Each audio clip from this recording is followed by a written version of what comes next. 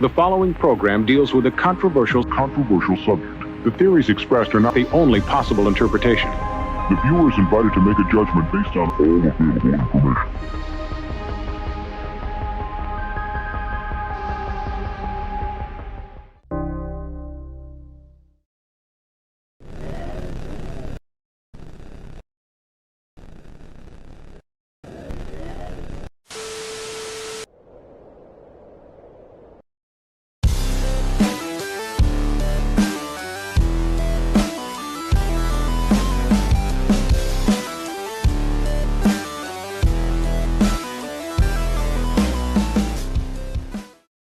It was a day-long session for me today, you guys. So tonight is going to be an extra saucy episode because I am really fucking high on cannabis.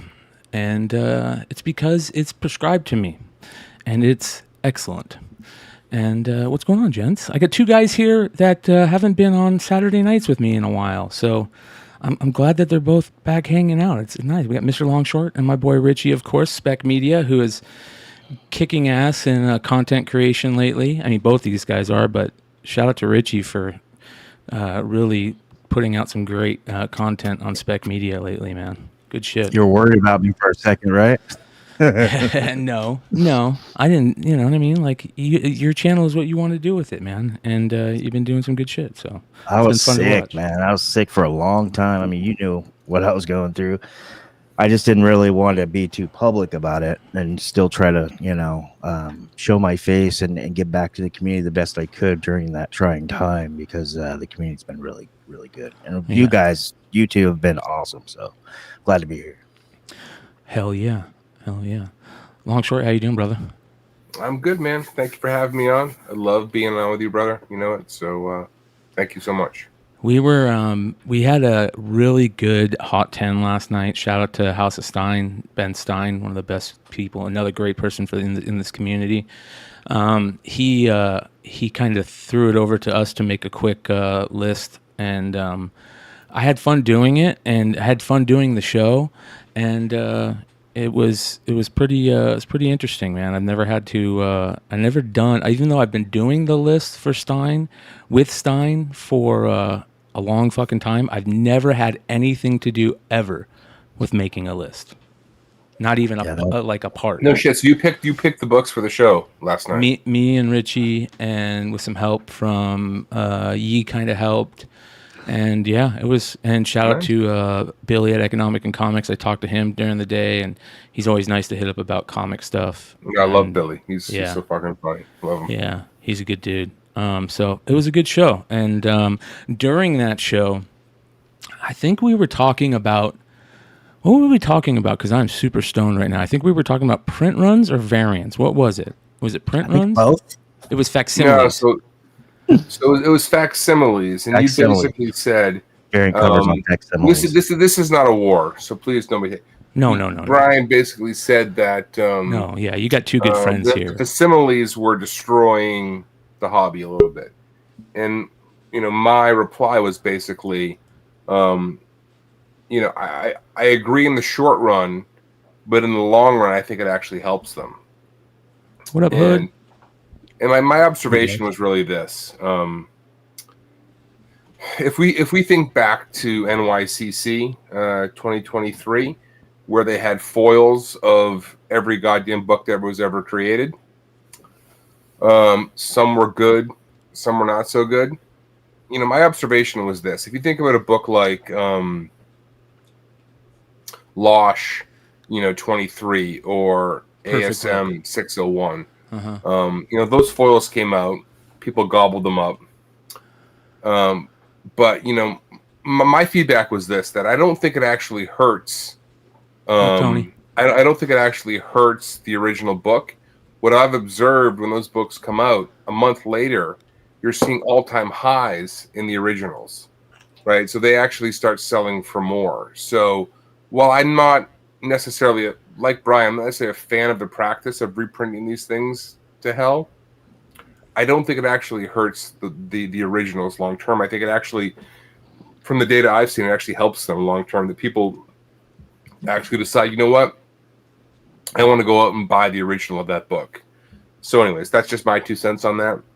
You're saying they're correlated? You're saying those two are correlated? I'm saying that the fact when the foils come out or the reprints come out of the big modern comic covers, I don't see the prices dip for the originals. I see them climb, and so the hobbies, you know, I don't want to get too deep here, but the hobby is really creatively hold on at the moment. Yeah, you're 100% right. I'm sorry, dude. I'm fucking really ripped, and I think that I want to remind, because I don't think there was a lot of people that know really what we're getting at, and what we were talking about was, and we talk about this a lot between us. You know what I mean? Between all of us, and this is such a big conversation, but where the hobby is at now, and there's two different ways that I know to look at it, and I'm learning to look at it. That there's these two different ways. There's from the collector and from the industry side, right? And I think that what I was talking about was how I feel like the facsimiles are lessening the value of books, and they're also, one of the things about comic book collecting is that for some reason a lot of us love rarity, and if it's not rare anymore, it's not cherished. We humans love that rarity, you know? And totally. That is what drives me, Bryan, in the hobby. Collecting and chasing down obscure shit. Totally. Yeah. Like that is why I'm in this game. Like no questions asked. Like so if let's say, I mean, are they doing that with like let's say Jeff DeCall? Are they doing that with him? No, I don't. Not yet. I mean, no, I haven't seen that happen yet. I mean, he has some ridiculously obscure stuff. But my point is that for the books they are recreating it, I haven't seen an impact on the price. Whenever they do that, it just seems to drive people's desire to own the original version of it, right? So, I think a perfect example is that book last night, though. That Batman Harley book has always been such a tough book to get, period, and to get in high grade. And now somebody can get a facsimile of that in high grade like it's nothing because how great. Is that the Ross? I forget what we were talking about. Yeah, last the night. Ross. The Ross. This is what brought it up. You know, and again, I don't know. You guys know Beyond Wednesdays. You guys know how I roll. I don't know what to really feel on this, and this is why I love having these conversations so we can kind of figure it out right together. But I feel like a lot of the times now people don't cherish that book as much. I feel like it's kind of that way with Lost 23 too. I hate to say it. I feel like there's a. I don't think so. I mean, I hear you, but if I look at the prices, and I'm not here to fight you, man. I love you. No, I don't think so. The original Lost 23 continues to grow, right? The desire for that book, right, continues to grow. That book cannot be homaged. Any homage to that book is cheap and fake and phony. But isn't a facsimile kind of an homage at the lowest level? At the lowest level, yes. But all that does is tell people, you know what? This is a reproduction of it. I want the original. Can I go get the original? Okay. I think it just feeds it over. And I'm just saying what I observe in prices. Mm-hmm. You see those books come out, and then you see the original grow over the following period. So, you know what? That book is reproduced because the community right now doesn't have a lot of great new ideas. So I just think I'm not in support of the reproductions of it. I don't think it's a great idea, but I don't think it really hurts the original. It hurts the hobby. Think it feeds it over time. In my opinion, what do you guys think? You guys got any thoughts on that? Well, I don't want, like Ben said, I don't want to get too deep in it, but and don't get me wrong, I have the utmost respect for Longshore. I believe everything he says. I mean, he usually has receipts, but the comment of those two correlating about the big keys. I want to see data on that. Do you have data on that? I'm not saying that you're wrong. I'm not disagreeing. Charts on it, but if you look at that basically how Launch 23 has been going up, I'm just looking at these books post NYCC, and you're seeing highs in like the Zantana books that were recreated. You're seeing highs in the Hughes Losh 23s. You're seeing new highs in these books post that period. And that's when this stuff really started flooding out, right? Like the reproductions of all of this stuff.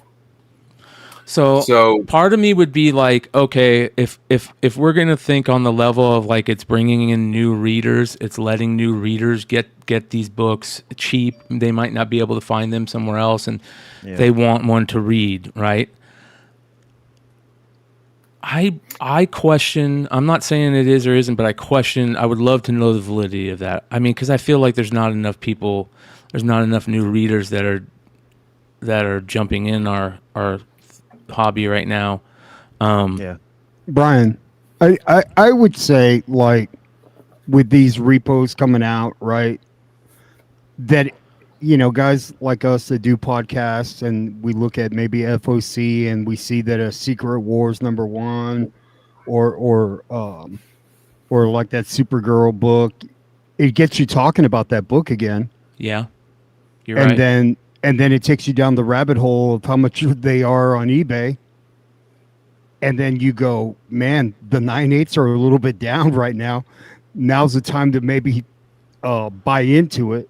Because I got to tell you, I've got the Mexican version of Lost 23. And BigLegg had put, I think, 1,500 on his.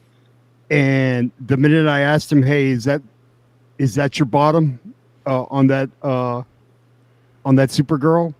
Shit, he went right back up to 2K. So, like, I was about 1 minute away from buying that book. Yeah. You know, especially after. But see, that's the thing. There's a lot of new collectors.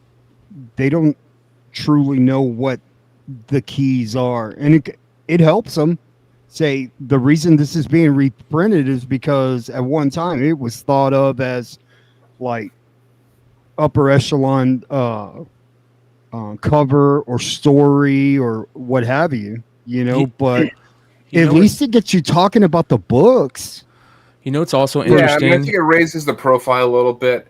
Like I said, I'm not a huge fan of the practice of these reprints, but I also don't think they impact the original long term. It seems like they fuel the original long term. Like, people eventually say, you know what, I actually want the original of that book. At least based on what I've seen in the sales data. That's coming out. The originals aren't crashing because of this. They're actually starting to lift off a little bit because of this. Yeah, I agree with you, Ben. It's a different book. You know, it's like a second print, a reprint, a newsstand variant. It's a different book, different rarity. I think in the short term, there's probably a lot more sales on the new release, whatever that is, just because that's the one. I look back to, like, Pop Kill #4. You know, a great book, rare book, not on everybody's radar. And then they came out with that Pop Kill #1. Not on anybody's radar. That book missed everybody, except for you, Tony. I know you had 2 copies of it at least. So, but then they did that nude variant that was, you know, it was the same cover. It just, you know, had less clothes on it. And yeah, I mean, I was sitting on a couple of the originals. I'm like, great, now the market's diluted. Now everybody wants one. They're just going to go for that one. But in the long run, yeah, a lot of people bought in on that, on the new version. But the original went higher. It dropped.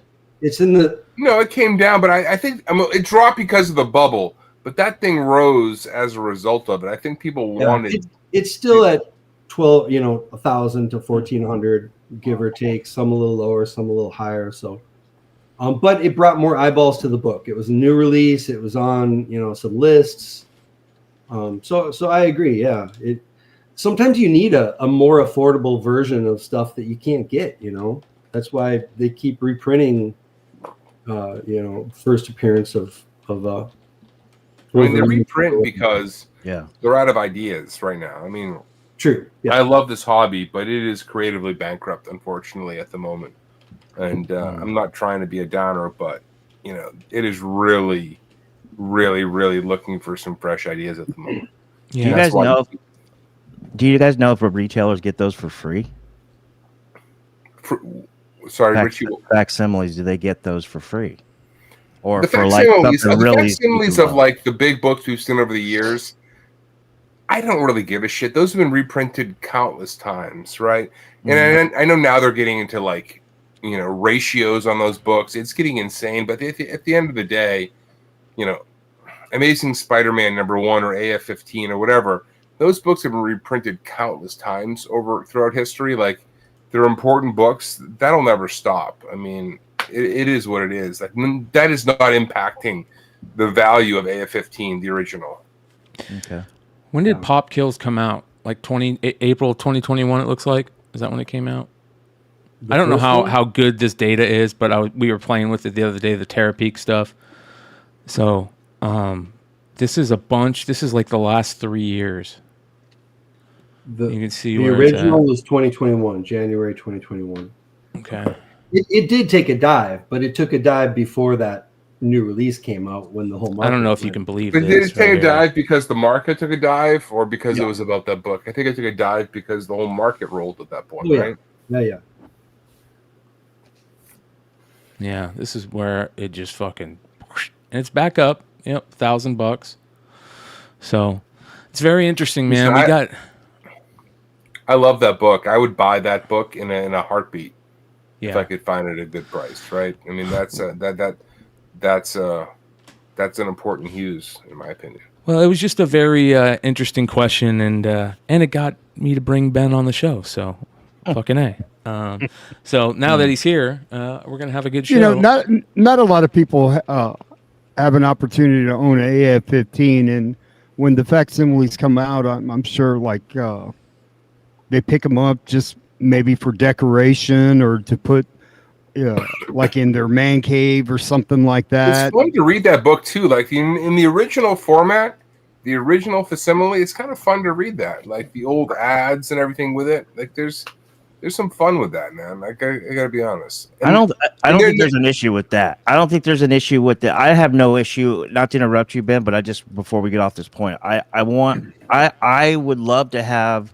If I saw it at a comic book shop and it was selling for like $3.99, and I saw a facsimile of AF-15, and it was actually a true facsimile, not like a variant code, I would probably pick it up because I've never had an opportunity for it. I'd love to see that. But when they're going out of control and they're reprinting these facsimiles on facsimiles and or they're reprinting minor keys like ASM, what is it, 258, the first rose? Yeah, it's Richard getting Fisk. crazy. I mean, that's just, I don't know. But Richie, they're doing that because the books they're selling nobody wants, right? Yeah, So I'm not saying it's right or wrong, Right. but we have to understand why they're doing Marketing. it. Correct. Yeah. They have nothing to I get sell, right? I mean, they're I get it. creatively bankrupt, and I'm not trying to be a hater, Yeah. because I love this community, but right now they've got nothing to sell, unfortunately. Yeah. Yep. Yeah. Well, I want to get into FOC this week because FOC this week is going to push a lot of this show. And it's fucking crazy, FOC this week, man. Unreal. Let's bring it. I can't wait. I can't wait. Sozomaika's is that? Ooh, Jesus, dude. Yeah, we're definitely going to talk about that. We're going to get into Sozomaika. Mama! So, Love her. Love Yep. her. all right, let's go jump into my boy Lefteros. We're gonna jump in through this FOC. We always check out Lefteros FOC that he does with Cover Price on his IG. It's great. It gets us started on the FOC talk. And it starts off this week with Avengers Twilight #3, the second print, which just I don't know how it's any different, maybe other than this coloring, I guess. But Yeah. That's exactly. yeah. I love this cover though, man. The perspective Me on too. this is badass. Oh, The yeah. original, like I know the original and the reprint is very little different, but I Yeah. think Ross. This is Ross, right? He killed it on this. I love it. And it's a great What do you call series. that? Point of view? Point of view? Something like that. Point of view. This series is really fucking good, man. It is Fucking 3 great. If issues you're not in. reading this, it is brilliant. Like Yeah. this is on par with the new Spider-Man for me. I agree. This is really well written. All right, next, Batman 142. This is the third print. It's got a Joker cover. This is the Joker Year 1, Part 1.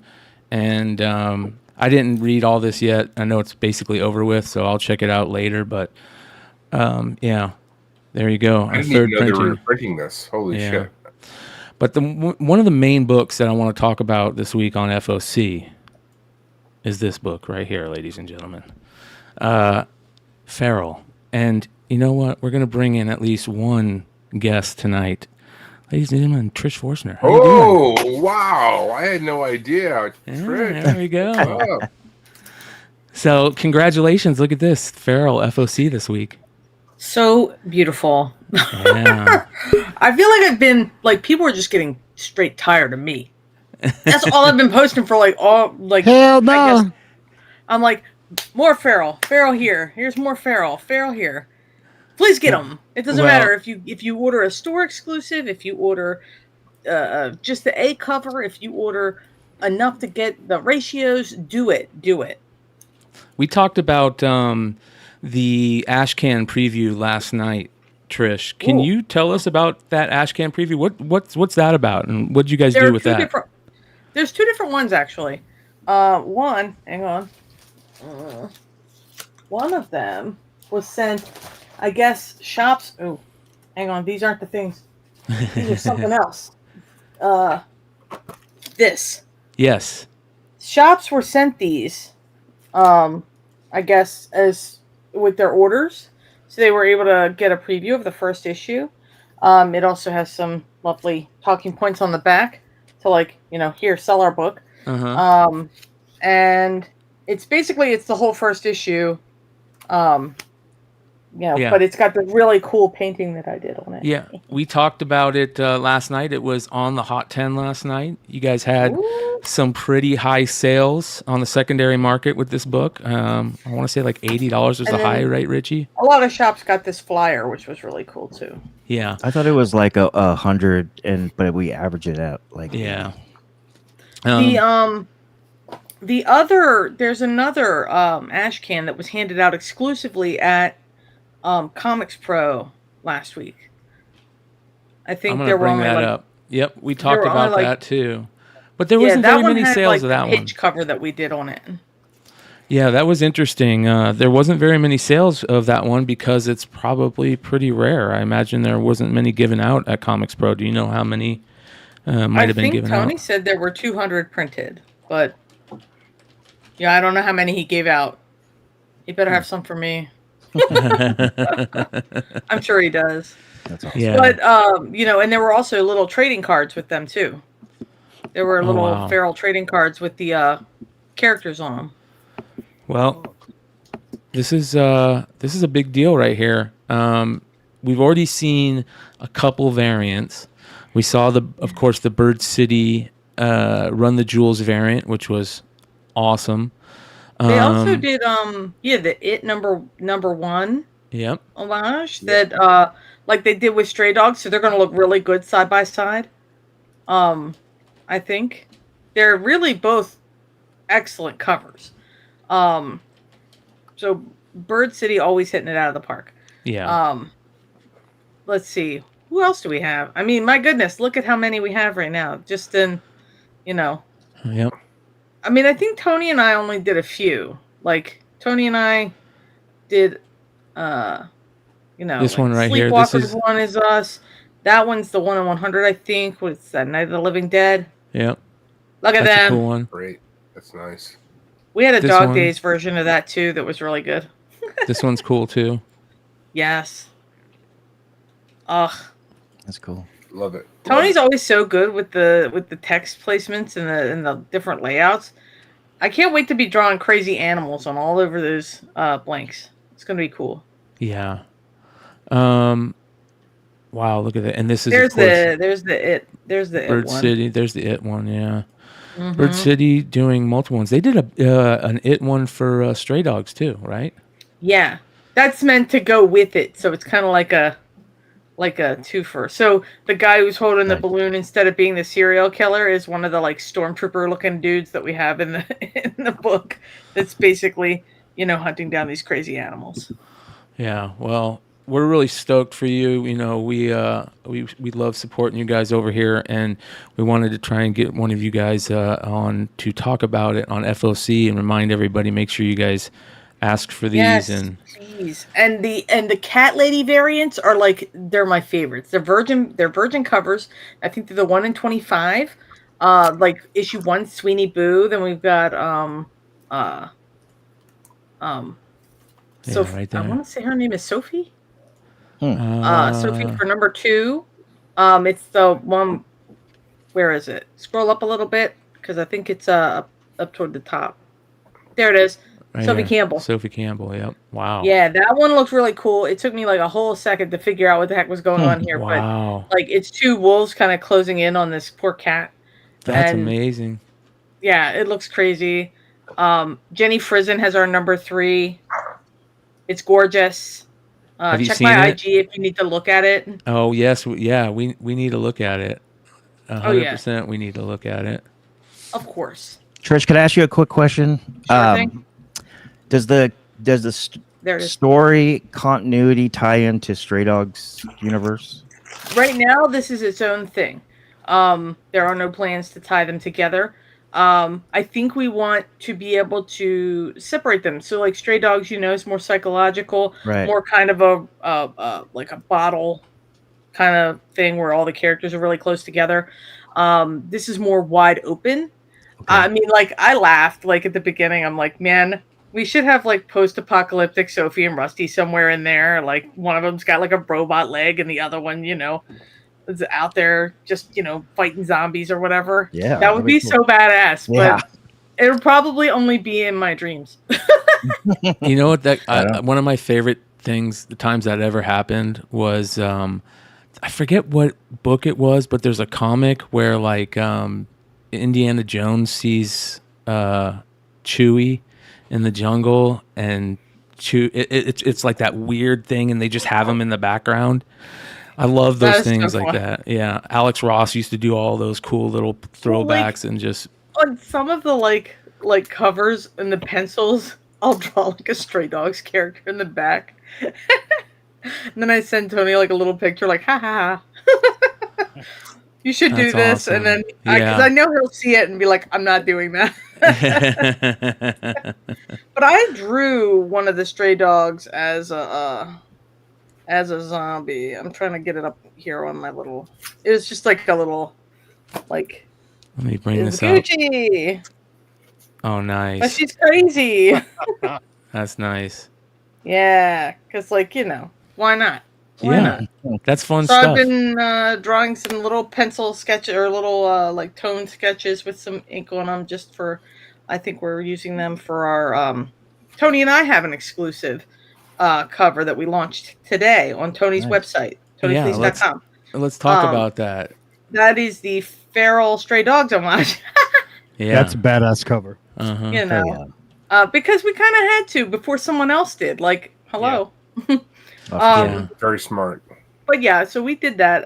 We launched it on Tony's website today, and then there are a few of the like packages, like up to 20 of them, I think. We've got the Comics Pro ash can, the Stray Dogs original ash can, and some drawings that are going to get randomly stuck into like 20 of the packages. Any chance that there's going to be an acetate variant?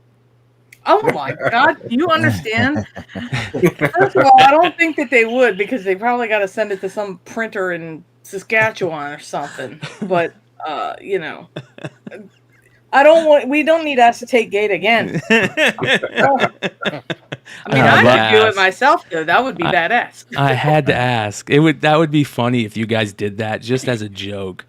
I to would be just get like some honest. acetate sheets and stick That would them be in a the front. great joke, honestly. Yeah, it would be hilarious. I don't think we really did anything like super like that would connect the covers to Stray Dogs, other than the homages, which, a lot of them we've stuck to zombies, or like virus thriller kind of type things. Nice. A lot of shops went their own way.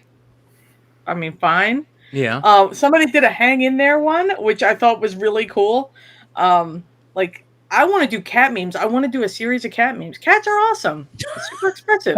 Like, I'm just going to make a whole bunch. Like, that's going to be my remark. Is going to be the smudge the cat face. It's so funny. Like, Well, you know. But this like these cover right covers, here.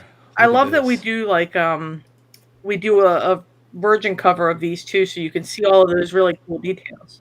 Yeah. Where is it? Yeah. Why won't Did it- what?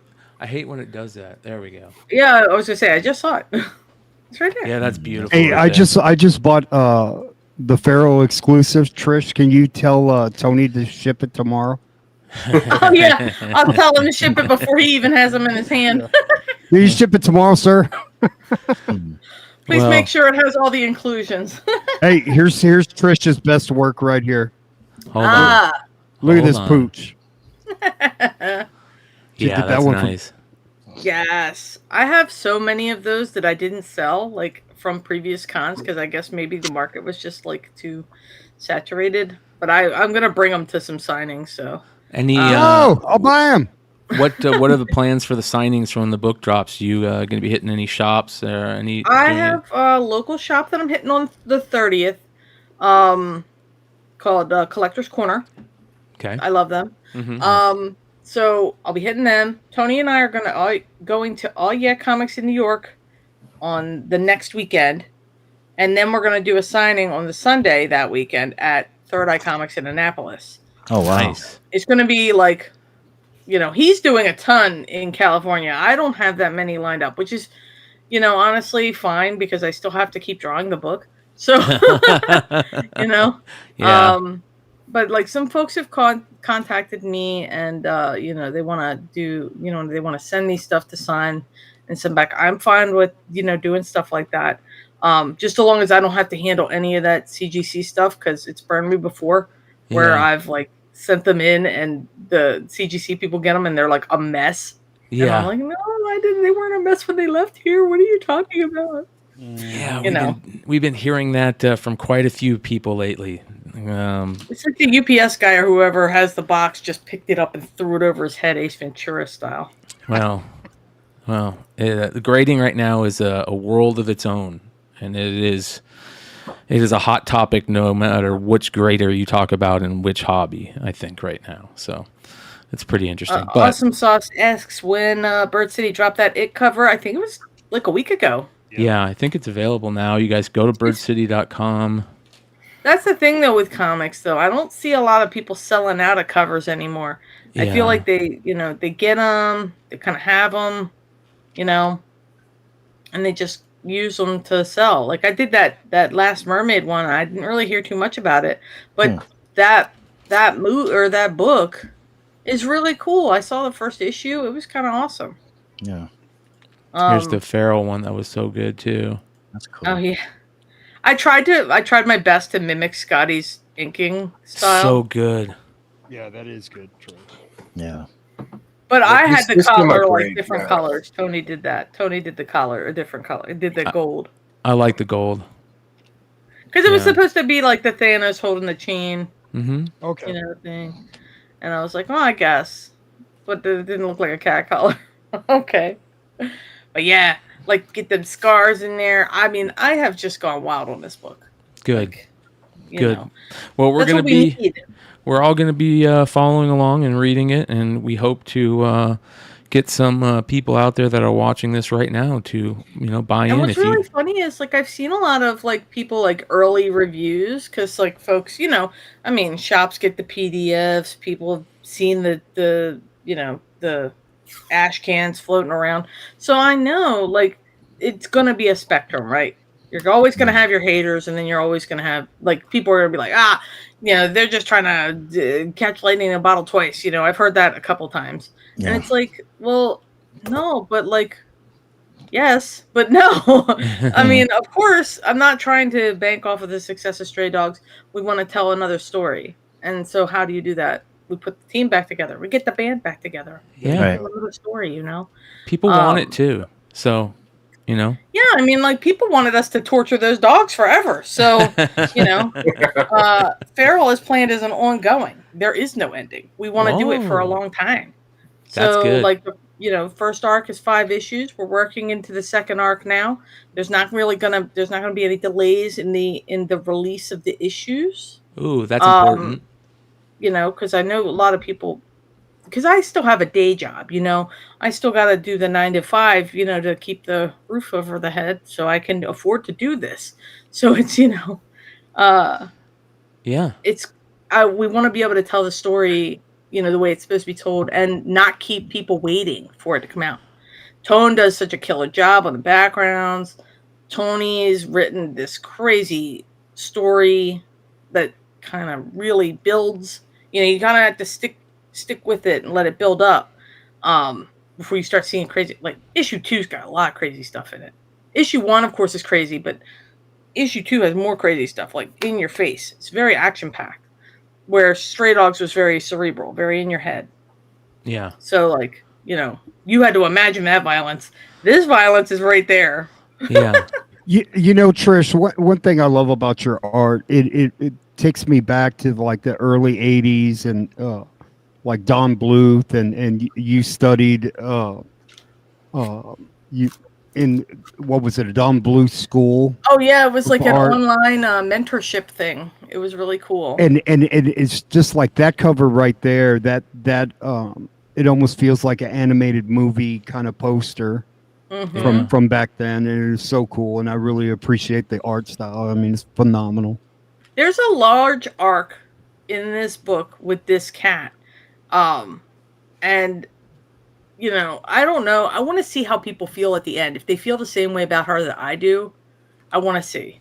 And I can't say how I feel about her because it'll spoil too much. So, like, when people read it, I just can't wait to hear how they feel about her. Because, you know, in a lot of Don Bluth movies, the female character is the strongest one, or the female characters are the strongest ones. You know, even though they're not. It's like, you know, the mouse in The Secret of Nim. You know, you wouldn't feature them being a strong character, but they're the most emotionally uplifting character in the whole story. And the reason why the story is such a success. So, you know. We got a couple questions for you, so I'm gonna run some of these off. Shout out to Dennis at Wonderworld Comics. Make sure you guys check out the Industry of Comics show live every Tuesday night that we have Dennis on with us. He asks, "Hey, question for Trish: do you feel that Will Ferrell dog movie ripped you guys off with their serial killer dog cameo?" The Prime, the one on Prime. Yeah.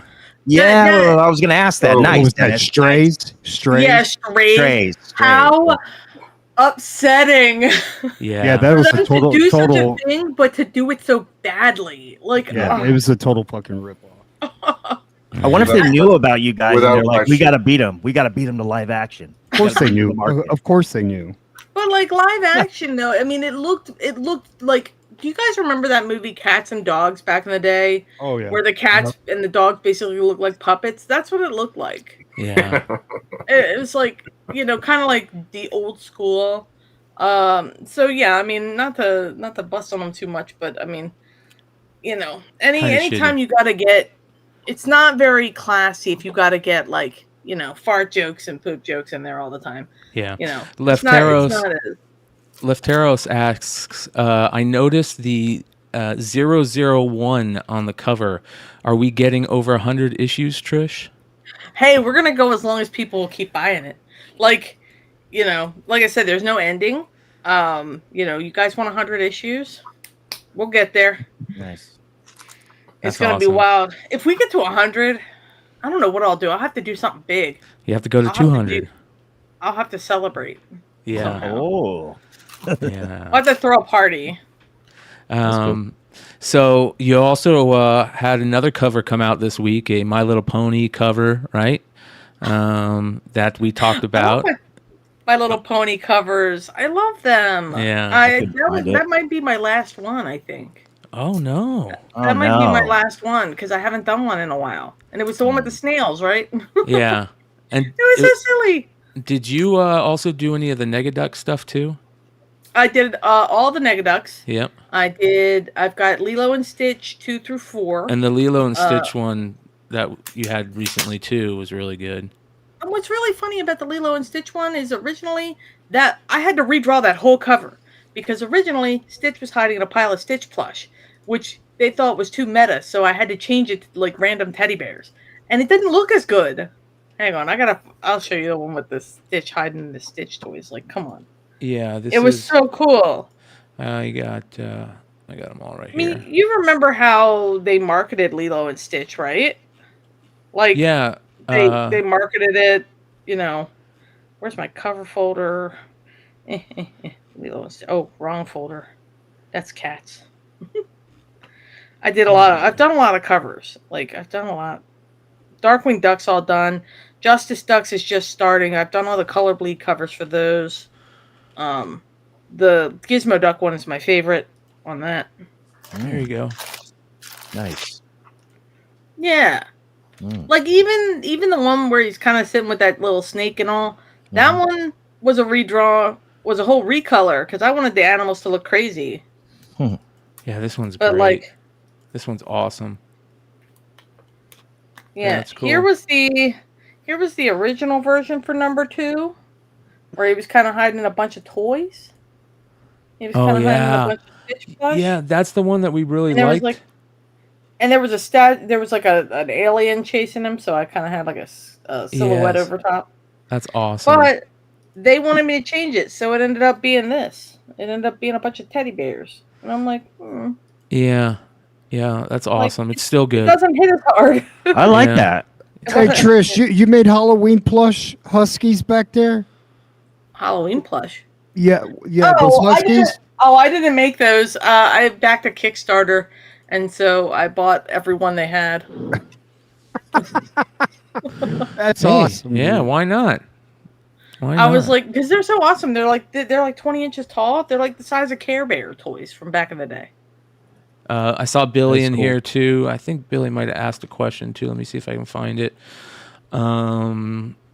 He asked how many issues Pharaoh would be originally too. So there we go. Same thing. Unlimited right now. I don't know if Tony has like an ending should things not go well.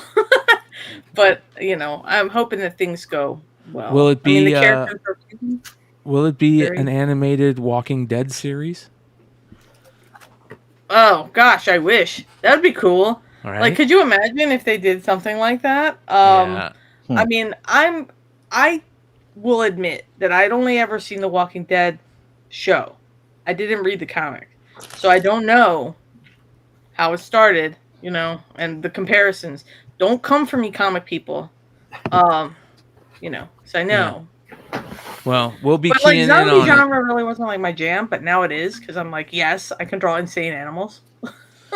I like the fact that you guys are doing your best to make sure that you put it out on time. That's such a big issue, and it's nice to hear that. And we all know that there's things that happen in life, but man, I've heard a lot of comic stores lately talk about books just not coming out on time and being so long in between. I remember even during Stray Dogs, like toward the end of Stray Dogs coming out, we were working on issue 5 as issue 1 was coming out, but I had gotten sick. And so like close to the end of Stray Dogs, we almost didn't make it. We ended up pushing it like a week, I think. It was either that or Dog Days. One of them ended up getting staggered a week because I was in the hospital and, getting myself together. Yeah. As you can see, I made it.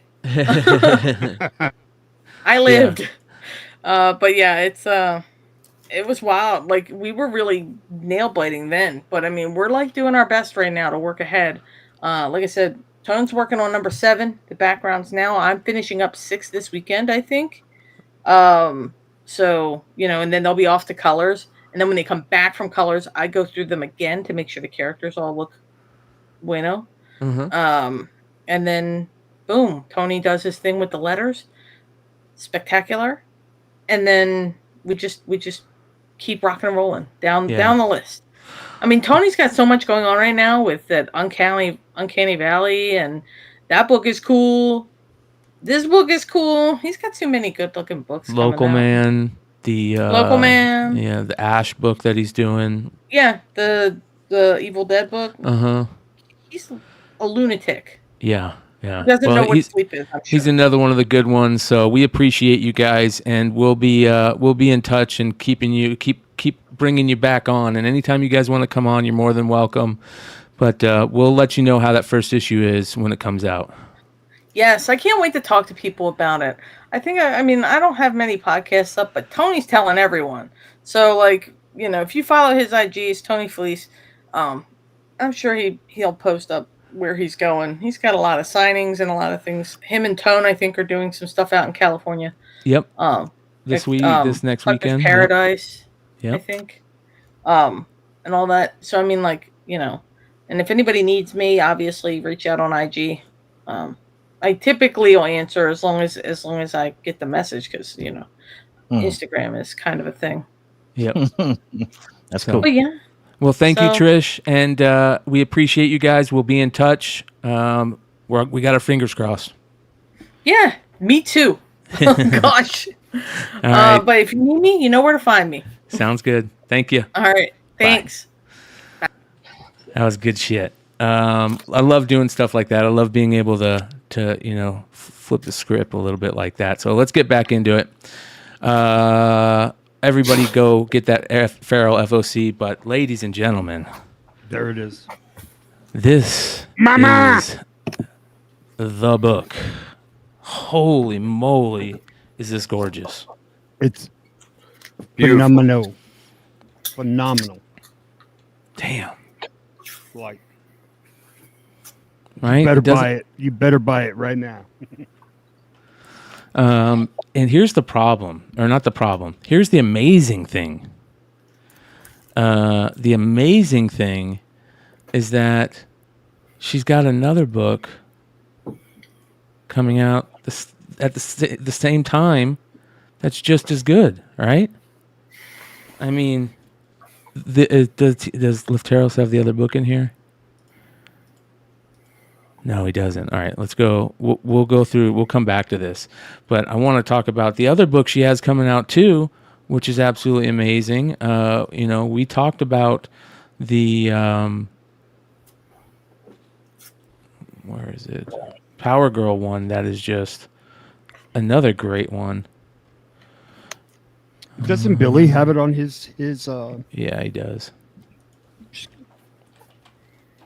Shout out to Billy and Economics and Comics. All yes, right. sir. All right, look at this. In the same week. Yeah. In the same fucking week. And she's been doing this, right? I mean, we already have another one of her books from the Women's History Month on the list to, like, for best comic cover of the year. Do you put these two on here now? You know what I mean? Like, are those look like good things to put on that list? That's for sure. I mean, that's Agreed. so that I tend to not like Power Girl covers because it's all just about tits, which is not. I'm not knocking them, but like this is really good. Like, I mean, she really killed it. yeah.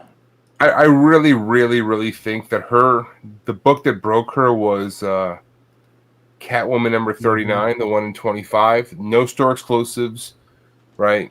Everybody went crazy on the exclusives after that issue, but I think that book long term is her Losh 23. I mean, I really, really believe that's a big book. The which one? The Catwoman 39. Oh, yeah. You know, it's one that she's crawling in the diamonds and she's like reaching for it. Like, Yeah. I think that book for her is going to be her Losh 23. In 5-10 years, people are going to be paying big bucks for that book. This is just so gorgeous, man. If you go to her site, Look at bringing her on a show. I know she's been in the chat of the Nearing Nirvana shows a couple times. yeah, for sure. I definitely got things behind the scenes that I wasn't aware of until recently that we're gonna have to Well, we'll talk about those when the time comes, but we're going to definitely try and reach out to her because she's on fire, man. I mean, Third Eye Comics is the best place that I've been able to find where you can go and see all these covers lately. I mean, let's go through some of these. That punchline in the foil that she did, it was a 1/100, was beautiful. Up This there on one the right right. here? That book in foil, the foil they did just worked really, really well. I think it slept on. Damn. It was a beautiful book, man. Beautiful. Wow. That is beautiful. There's something that happened like with there was that point, I think maybe 2022 at some point where her art just, you could see it just starting to take a jump, right? Like she's hitting that next level, she's hitting her stride, and you could see her just getting better, right? Everything was getting better. And within the last year, everything she's put out has been just beautiful, dynamic. I love this. I love the design and how it's dynamic and it looks great. I mean, that's a beautiful, beautiful cover. The 1/100 on that, I think, is a sleeper. Honestly, man, that foil is a sleeper. It's a beautiful, beautiful book. This Power Girl. I thought this was okay. Like, there's something about this one that was off for me. It's not bad, but I don't know. There was something about this one that didn't hit as hard for me. I think it's the background. You Or know the what I size mean? of the jacket, maybe, or I don't know, but Yeah.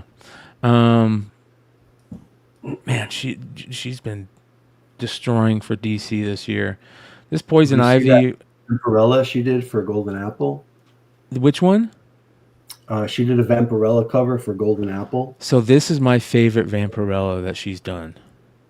This really, one, by far, dude. really, I don't know why this book did not hit for me for whatever reason. I don't think it's bad, but I just didn't hit like her other books for me for whatever reason. I don't know why. I don't like this Kind one. of looks This, like somebody's mom, dude. You know? No, I'm just playing. what are you talking? I was say, what are you? I I'm want to just meet kidding. that dude's mom. Don't get mad at me, Brian. I'm just playing. I'll see if I can find it here. Yeah, Vampirella versus Superpowers. I just want to look up the Sozomaika Vampirella stuff. Right, this is it right here. This cover is my favorite Vampirella Sozomaika. She put this out as a sticker, and I remember reaching out to a couple retailers and being like, "You need to try and get that as a cover ASAP." And Nick was at Dynamite was like, smart. He's like, "No, we're keeping it. We're keeping it." What here." about her April O'Neil where she's bringing pizza for the turtles? That fucking sticker, they got shot down by IDW. Oh yeah, dude, she's got some great stickers. Let's go look at these stickers. So look at the sticker for the Harley. You can see it's a little bit different. It doesn't have as much black, behind That's it. so good. Right? So good. I like this version better. They're both great, but I like this one better with the darker tones behind, like the shadow. Would have been better if she was in Dallas Cowboy cheerleader gear, bro. And she I think she looks. Does she look a little bit thicker in this one? Maybe not. I think it's just the outline, maybe. So you know what's funny? On the Hot 10 last night, you guys, one of our chatters got so mad at us because he said we were quit thirsting over women on comic book covers, and motherfucker, dude, that's never happened in the history of comic book covers. That's never happened in the history of comic book covers. Who would do that? Yeah. Brian, here's that Golden Apple one. All right, hold on. Let me put that on up. Oh wow, yeah. Oh my god. Yeah, I got this one. That's a good book, Tony. Yeah, very nice. Yeah. I'm thirsting. Yeah. Get the fuck out of here. You know what we do here. Get the fuck out of here. You ever seen this one? Look at this. Which one is that? Is that Sozomaika? No, it's Linsner. Ben put his Linsner. I put a Linsner. This there's another.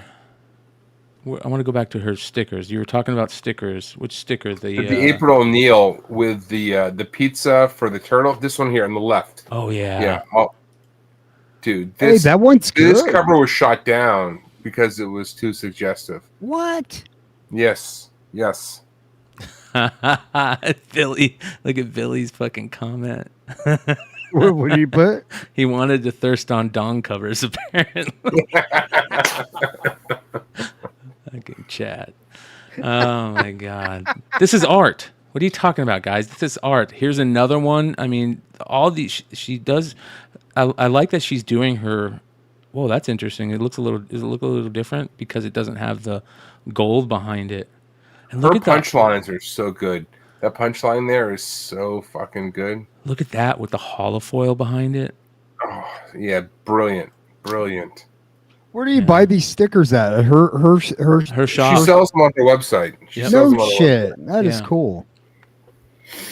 Let's look at some. But I'm telling you right now, man, her Catwoman 39 that put her on the map, that book is going to be huge, I think, in 5 to 10 years. Yeah, that book is still going up, man. You know, it skyrocketed, kind of plateaued, but like 9/8 are pretty up there. It's all right, but like $200 maybe. Like it just seems like way too cheap for a book that's that important. Damn. That's a good Poison Ivy. Yeah, that's why Brilliant, it's on Brilliant. for cover of the year, man. It's that fucking good.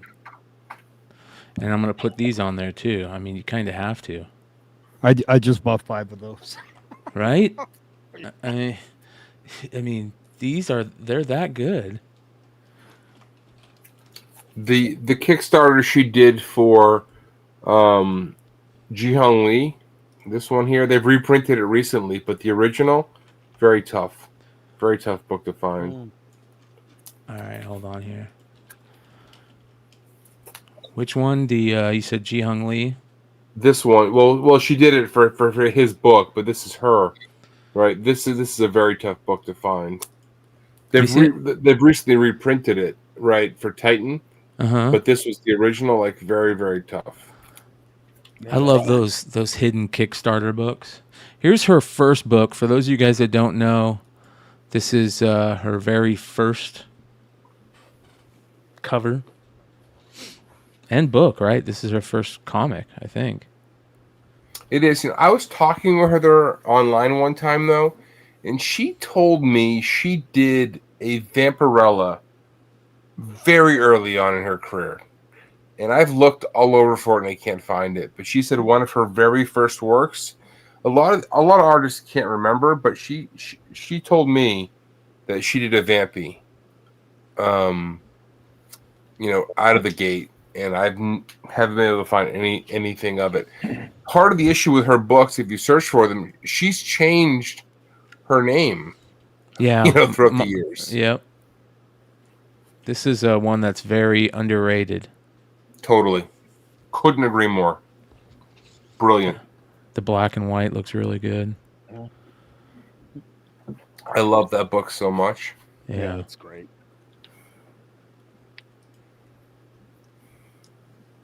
Let's see here.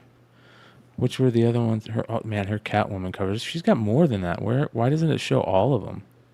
It should show all of them. She's still 39. I think that's honestly the big book for her. Which one? Catwoman 39 for Catwoman. That was her 1 in 25. No store exclusives. Nobody was paying attention. And I think that's her big book. So that I remember this. That's the I remember call, this. And this is why I remember this. This was such a crazy moment for this comic because every single cover on Catwoman during this time period was fire for every single artist, right? I mean, DeCall. Beautiful.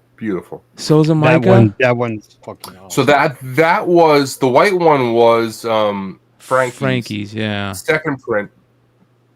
Frizen. I mean, it was those covers for are those cover artists for like what, like six or more covers? Yeah, maybe more. It was crazy. Every one of them was killing it.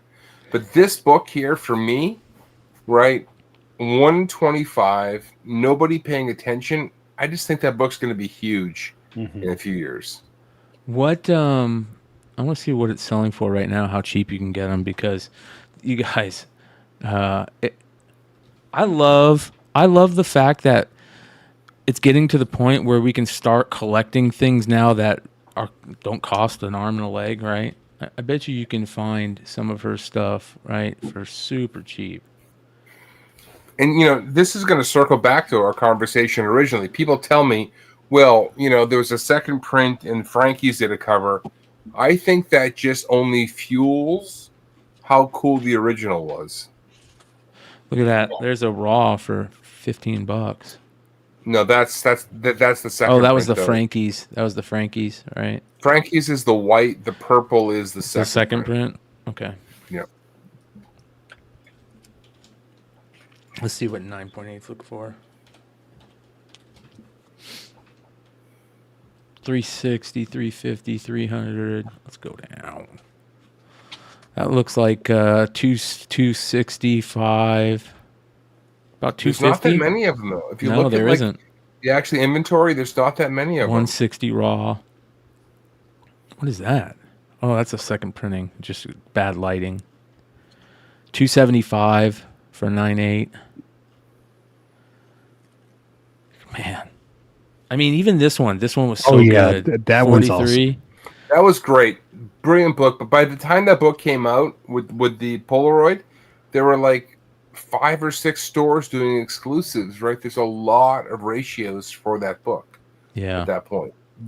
The 39, 0 store exclusives. Here's 40. 40, you got the decal, the Frizen. Oh, look at that Frizen. That Frizen is so good. It was such a great period. And here's the 1 in 25 Sozomaika. It's good. I don't think it holds up to the other one. I agree. It's good. You know, decal, Frizen. That Frizen is so good. Yeah, and so then Sozomaika 1 in 25. This one is, you like, it's okay. Yeah, and then this one is the just beautiful decal. And that Frizen on this one was brilliant. Yeah. Like the detail, like you can't see it here, but if you zoom in at the lingerie underneath was just amazing. Right? That was really good, man. Brilliant book. Beautiful covers. And this one was good. I mean, it's getting better. And but at this point, the store exclusives started piling in, right? Yeah. So like everybody was on Sozomaika at this point. So everybody had these, yeah. And then she hits us, knocks it out of the park. And then I don't think she probably put out a bad cover for a long time after that, right? This is the Sozomaika you got to get right here, bro. That's a tough one. Bitterroot, yeah. Hold one for me. I'll buy one from you, man. I don't have that book, and I want one. This is her early stuff, man. Yeah. Very, very tough book. Much tougher than her first. Catwoman 44. The Frizen on that is gorgeous too. This Frizen was amazing. God, this time period. When was this? 2022. Dude, my pull at my LCS was costing me $150 a week. See, that one's real good too, man. They're all this at this point. She just starts everything she puts out was a banger, man. It's like they were all talking shit to each other. Oh yeah, wait till you see the one I'm doing. That one looks awesome, dude. I love that book. Right? Now it's gonna make me dig out all my Catwoman covers, man. The call on that issue was also really good. These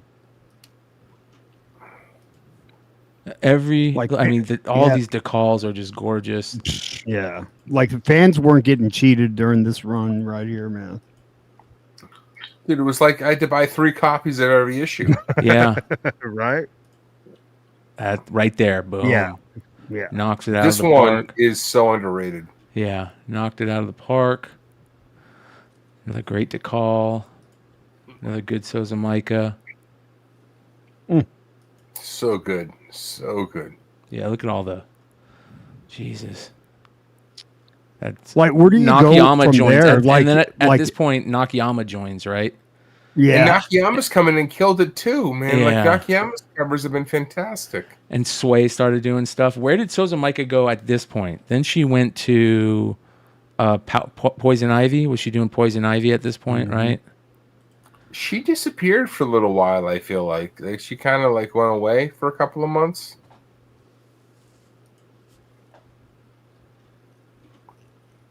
Yeah. She did, let's see here, Harley Quinn stuff. We know that. She did a lot of the Dynamite stuff. Here's the Vampirella stuff. The Vampirella, the Valentine's Day. I thought there was only a couple of Vampy books she did, like this one, and then the other one you showed. Yeah, I like the other one. And then she did some. Remember, she did some Wanted Comics books too early on. oh yeah. Here's some Red Sonja. Let's look at the Red Sonja stuff.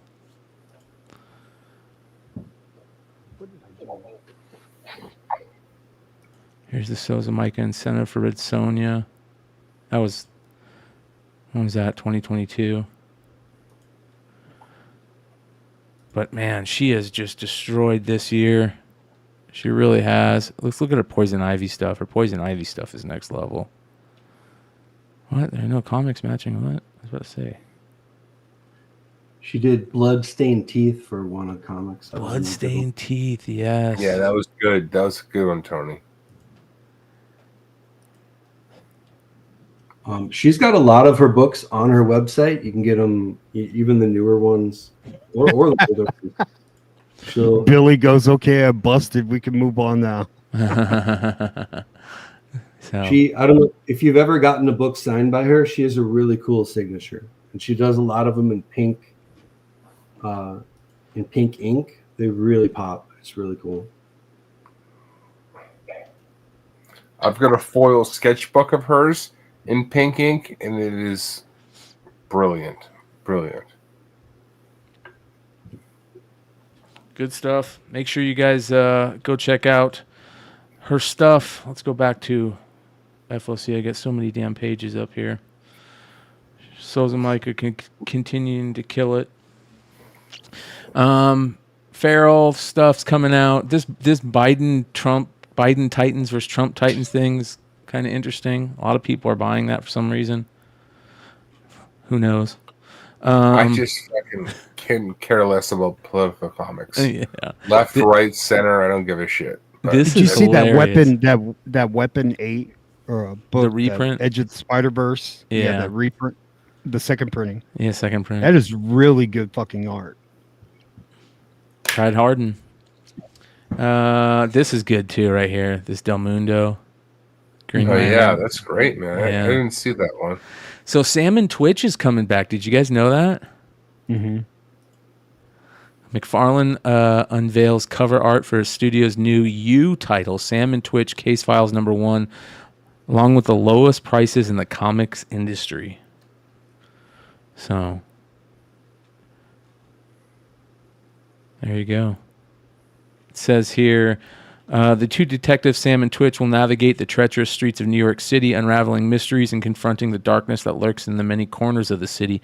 Fans can expect thrilling twists, complex characters, and realistic action as Sam and Twitch take center stage in this new adventure. I'm cool with that. I'll be on that. We'll see how that plays out.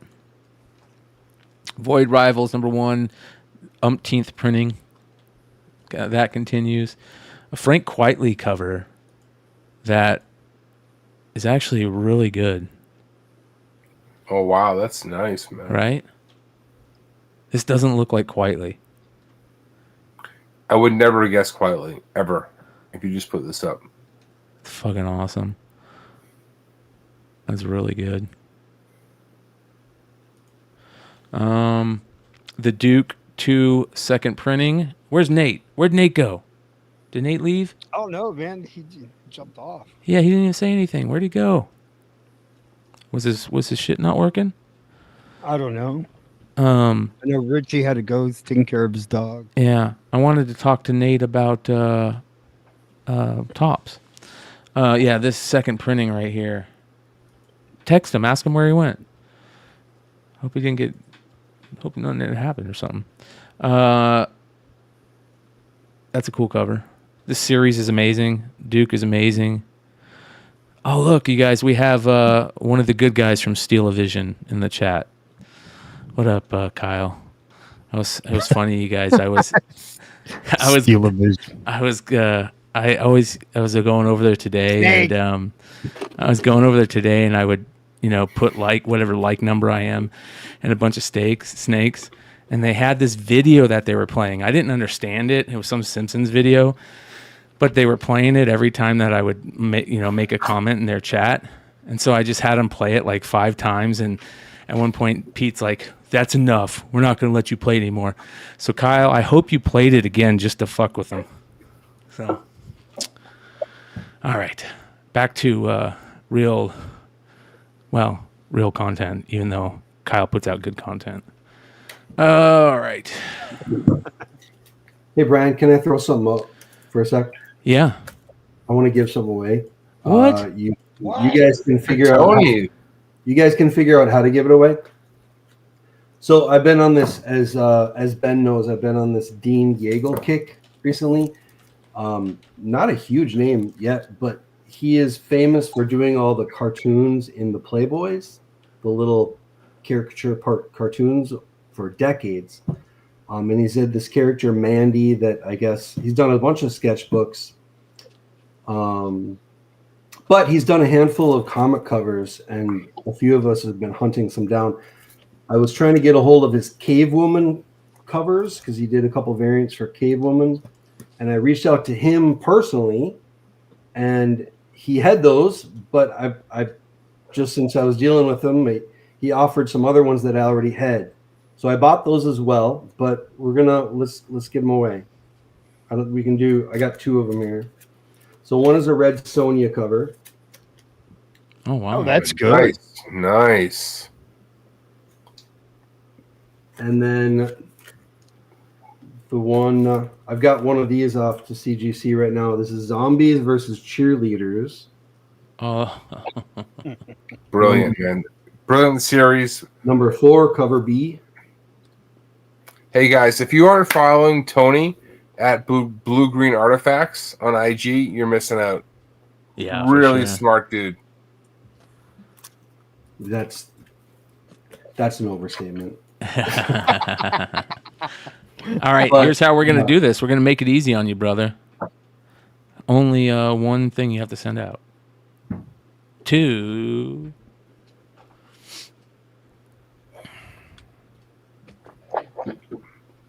Derek Neiman. Derek, there you go, brother. He just wrote Sozomaika has a Penthouse Comics number 2, 1 in 10 cover next month. You just won, brother. Congratulations. Hit up Blue Green Artifacts on IG, Tony, Blue Green Artifacts. Yeah. Send me a message, Derek, with your info, and I'll shoot them your way. Hell yeah. Congrats, Derek. Hey, real quick, on that Penthouse, the 1 in 25 by Tulalote, I think, is going to break things because the art hasn't been released publicly, but it has been released if you bought the first issue, and I think that book is going to cause some problems in the market. 1 in 25 Tulalote for Penthouse Comics number 2. By breaking things, what do you mean? Records? I just think people are going to go crazy for it. It is the art on it is going to cause people to go a little crazy, I think, because it's super edgy. Okay. I don't think it's. I'm curious if you find it on here, Brian. To be honest with you. Oh, because it's so edgy. I mean, it's not like as long as it's not fucking anywhere near lolly, I'm okay with it. It gets to that. It's fucking not point. like it's at that level where it's like subtle enough where it's like really good. Like this is the one. This is the best. I think this was the best cover of all the Penthouse stuff. Yeah. That was really good. Yeah. Really good. But issue number 2, they're not showing it anywhere. Here's the Sozomaika. She did a really good one. Big time. I went and grabbed this one for sure. Yeah. Damn. Yeah, I like that. But the Tulalote, I don't think they're showing it. It's right here. Because it's edgy enough where it's probably not worth it, but it's not like over the top. Does Tula's a dirty girl. Well, listen, she's got her feelings about things, and she's not afraid to express them. All right. The G.I. Joe, this one was pretty good too. The number 4, cover B. G.I. Joe Duke cover number 4, cover B.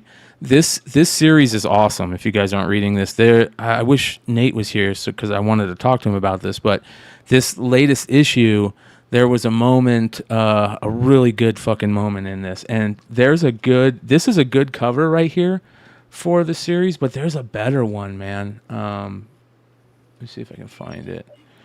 There is a Major Blood cover for G.I. Joe, man. That is so good. It looks so fucking good. Hold on, I'm all over the place. All right, let's go alphabetical on this. Stormbreaker variant for Avengers, yada yada. Pete Woods vampire variant. There's the Batman. There's 142 third printing that we're not seeing. There's the Quietly Beneath the Trees Where Nobody Sees number 5. You guys reading that still? Look at this one. Look at that cover. That's fucking crazy. That's nuts. Conan, Cemetery Kids Don't Die. This is supposed to be really good. Look at that cover. Holy shit. That's creepy.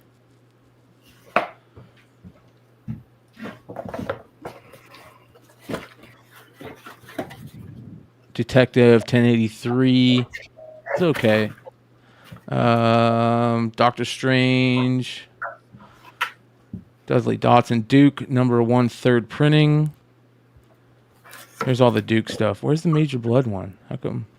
Maybe I didn't see the Major Blood one.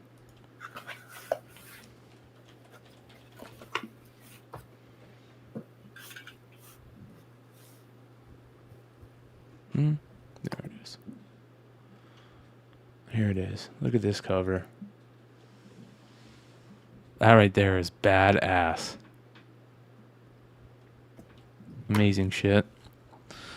He's isn't that an old cover? So every G.I. Joe stuff was like this, where they did the explosion in the background, that type of shit. Yeah. So hold on here. Are you reading this, Bryan? Oh yeah, dude. It's really fucking good. They need something quality to put together another push for some sort of show or live action. We need. It's great to have G.I. Joe comics, but we need some sort of G.I. Joe cartoon. I don't know, something cartoon. Why don't we have it animated? I'm glad we're getting what we're getting. You know what I mean? This is. I just grew up with that, like on Saturday mornings, man. Yeah, the comics are really good, man. They're written really well. I really like the Duke one now. I wasn't a fan in the first issue, but everything since has been excellent. Cobra Commander's excellent. Transformers is really freaking good. Yeah, man. This has been good shit so far. So it feels like with all the fire behind, there's a lot of excitement for the X-Men and Adventure or whatever, X-Men animated 97 or whatever they're calling it.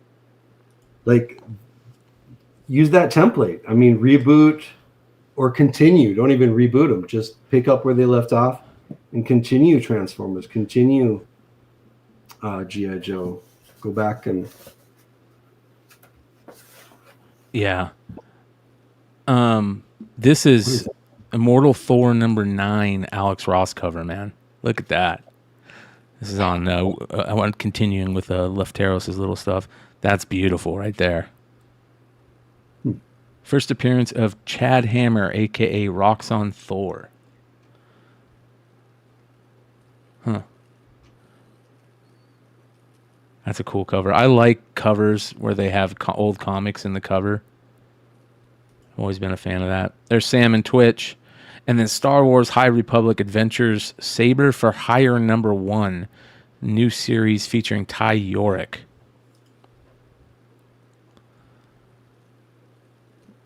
So, Void Rival 7th print. All right, let's continue.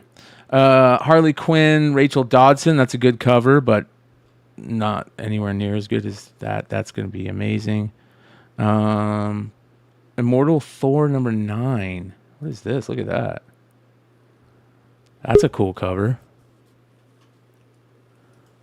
That's super cool. Yeah. Dude, Nate, have you been reading Duke? So I actually picked up 2 and 3 yesterday because I've just picked up that and Cobra Commander number 2. So I've got I know. Like, I love the 1 in 25s just because of the background. Yeah. And at one point, I was going to go and start just buying like lots of 25 just so I can make sure I got them. And, they go for a lower price. And I thought, because like the Duke 125 is so much better than the 1 in 50 of Major Blood.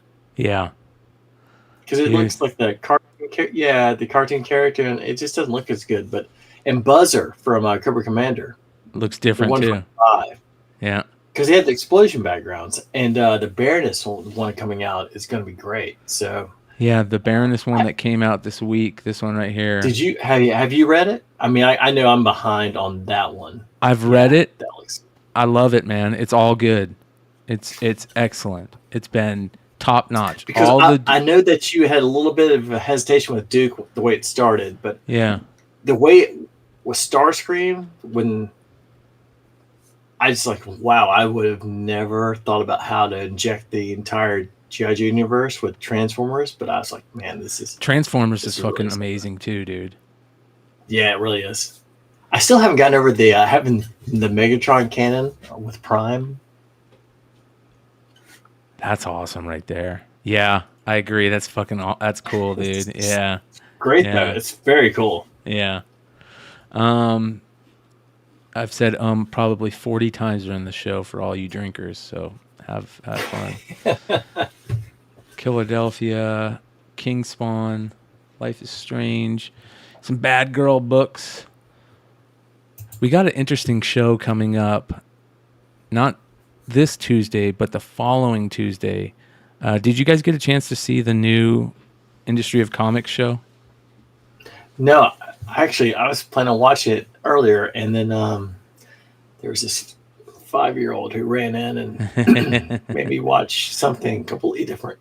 Well, we're gonna have James from Mad Love Comics and Art and Sean from Comics Elite to come on, not next Tuesday, but the following Tuesday on our Industry of Comics show, and the 5 of us are going to sit down and have a roundtable about the art books and that type of thing.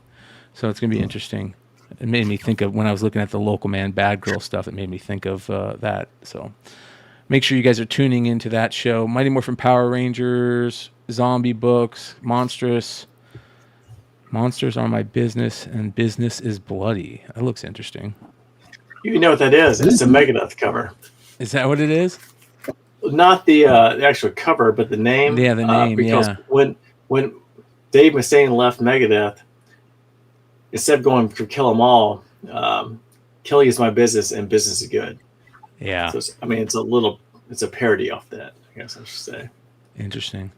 Monstrous, man. I didn't realize Monstrous was still running.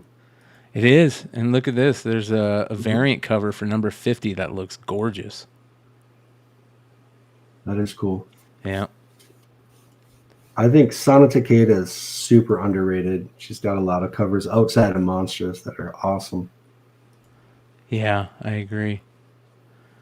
Alrighty, here's another one. There's a lot of covers for it this week. Penguin number 8, Dustin Nguyen cover. That's a good cover. That's a good series too, from what I hear. There's another Power Girl cover. Did you guys see the Power Girl cover from last night from the Hot 10? So I had to drop, and you guys were just after the game, and when you guys were doing about the Sozomaika stuff with Power Girl, I actually, the one part that got me about this one was how thin, like she looks like Michael Turner on this one.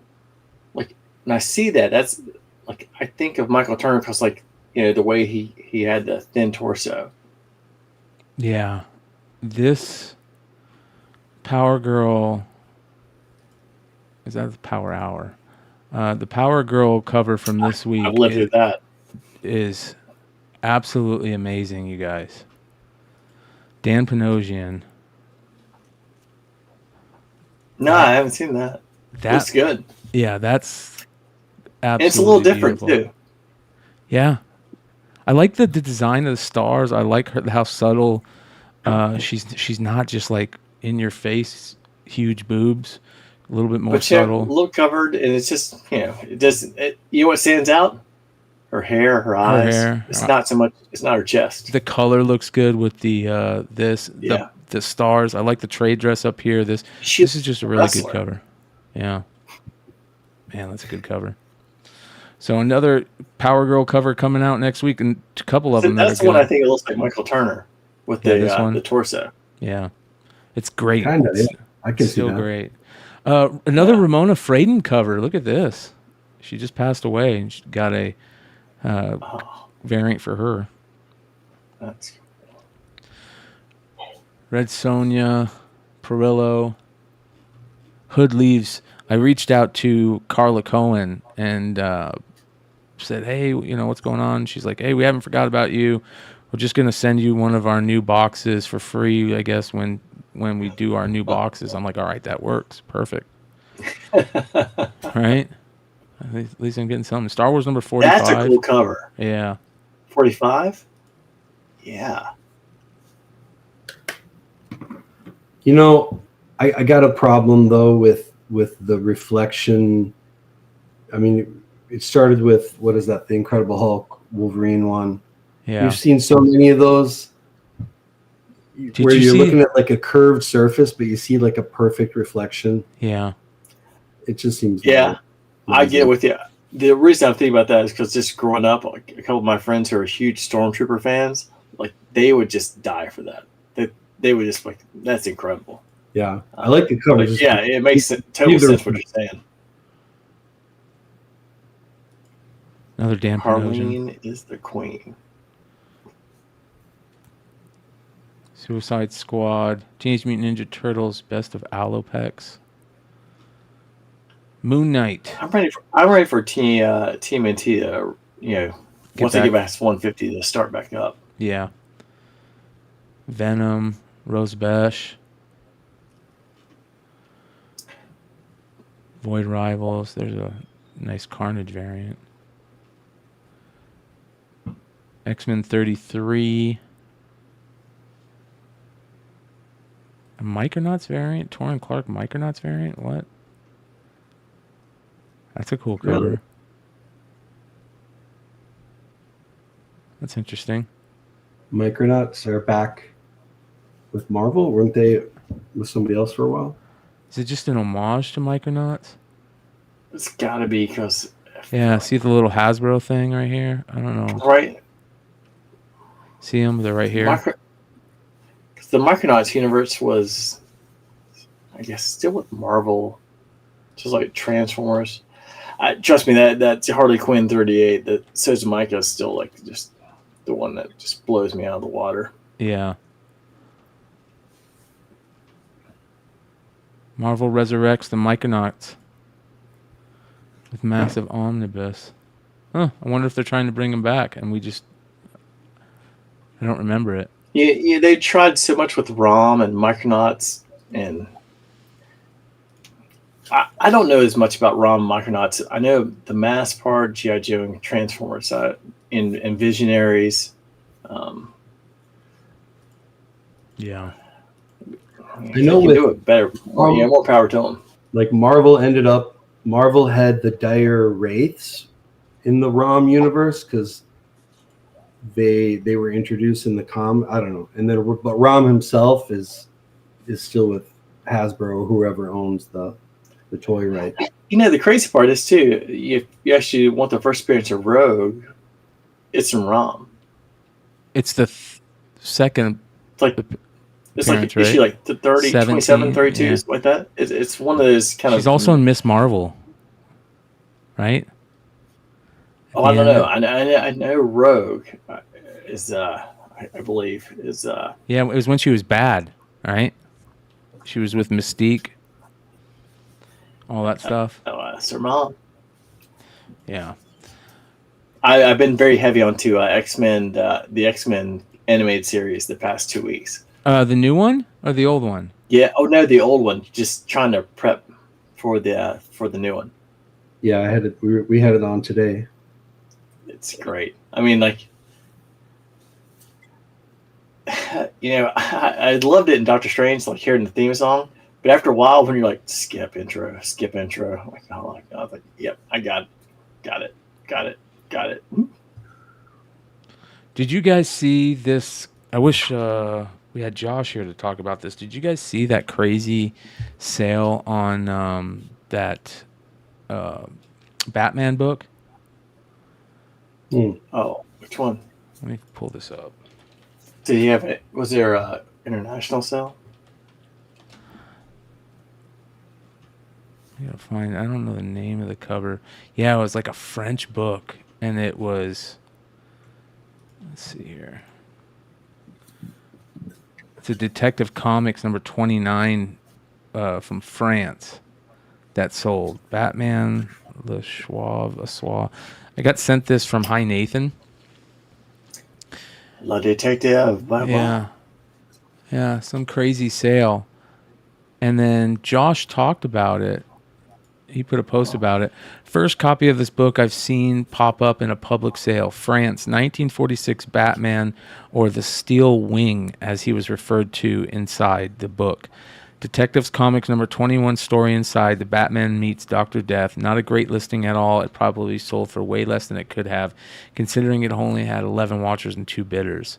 Books from this 1945-46 run from France are all white whales for any Golden Age comic collector.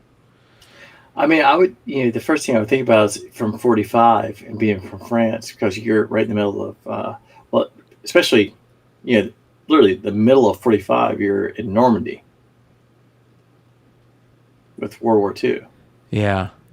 So the fact that you can even find anything with it being that clean, it's pretty amazing. It's awesome. That's really cool. I know I've talked to Josh about it. I know he's thought about it, but he really needs to start like an international, like a travel show with comics, where you travel to different, big cities around the world, and the traveling's the hard part, right? Video, and then dig for comics and use that, use your fines there to pay for the trips. Yeah. Yeah, but the traveling's the hard part. This shit's expensive. And you have to set it all up, like they did that. Here's International Comics. I forget what I was just about to say. Oh, the Pawn Stars people, right? They did that thing where they went around to comic stores and they filmed and all this stuff. And man, I feel like that's been taking months for them to do that. And I don't even know. Did they show the footage of?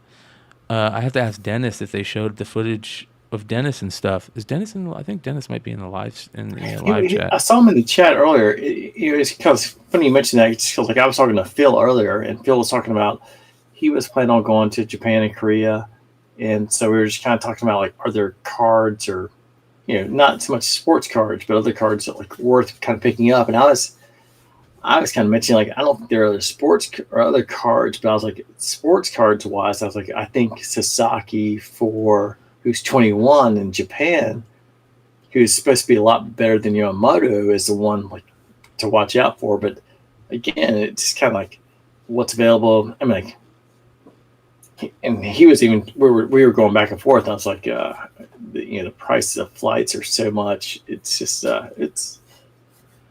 Yeah. Phil's been doing a lot of that though, stateside, road trips. Yeah, he does. He does a good job of like, it's kind of like, hey, I'm going this way, and and he shows like kind of what he picks up. Yeah, he's very transparent on that, which is really good. Because if you want something, like, he's the guy to tell you or to tell about. Like I've told him, like, there's one book like I really want, and it wasn't the same one I won. Like, I won a National Comics 18, and he's told me, like, I haven't found one, but he'll tell me if I can find something that's somewhat in the same atmosphere. May not be the same book, but he's like, hey, you may be interested in this. So he's like, I know I've still got like what you're looking for, but if you want to take a look at this, I think you might be interested. What book are you talking about? National Comics 18, so it's the one that came out before Pearl Harbor in June, and I want the one with the date stamp. Ooh. So it's the one about, and this actually, it's a funny story about this. This is actually the first time I ever met Bryan, or the first time we actually ever did a podcast. We were talking about like old comics, Golden Age, and so this is one of the books that it came out.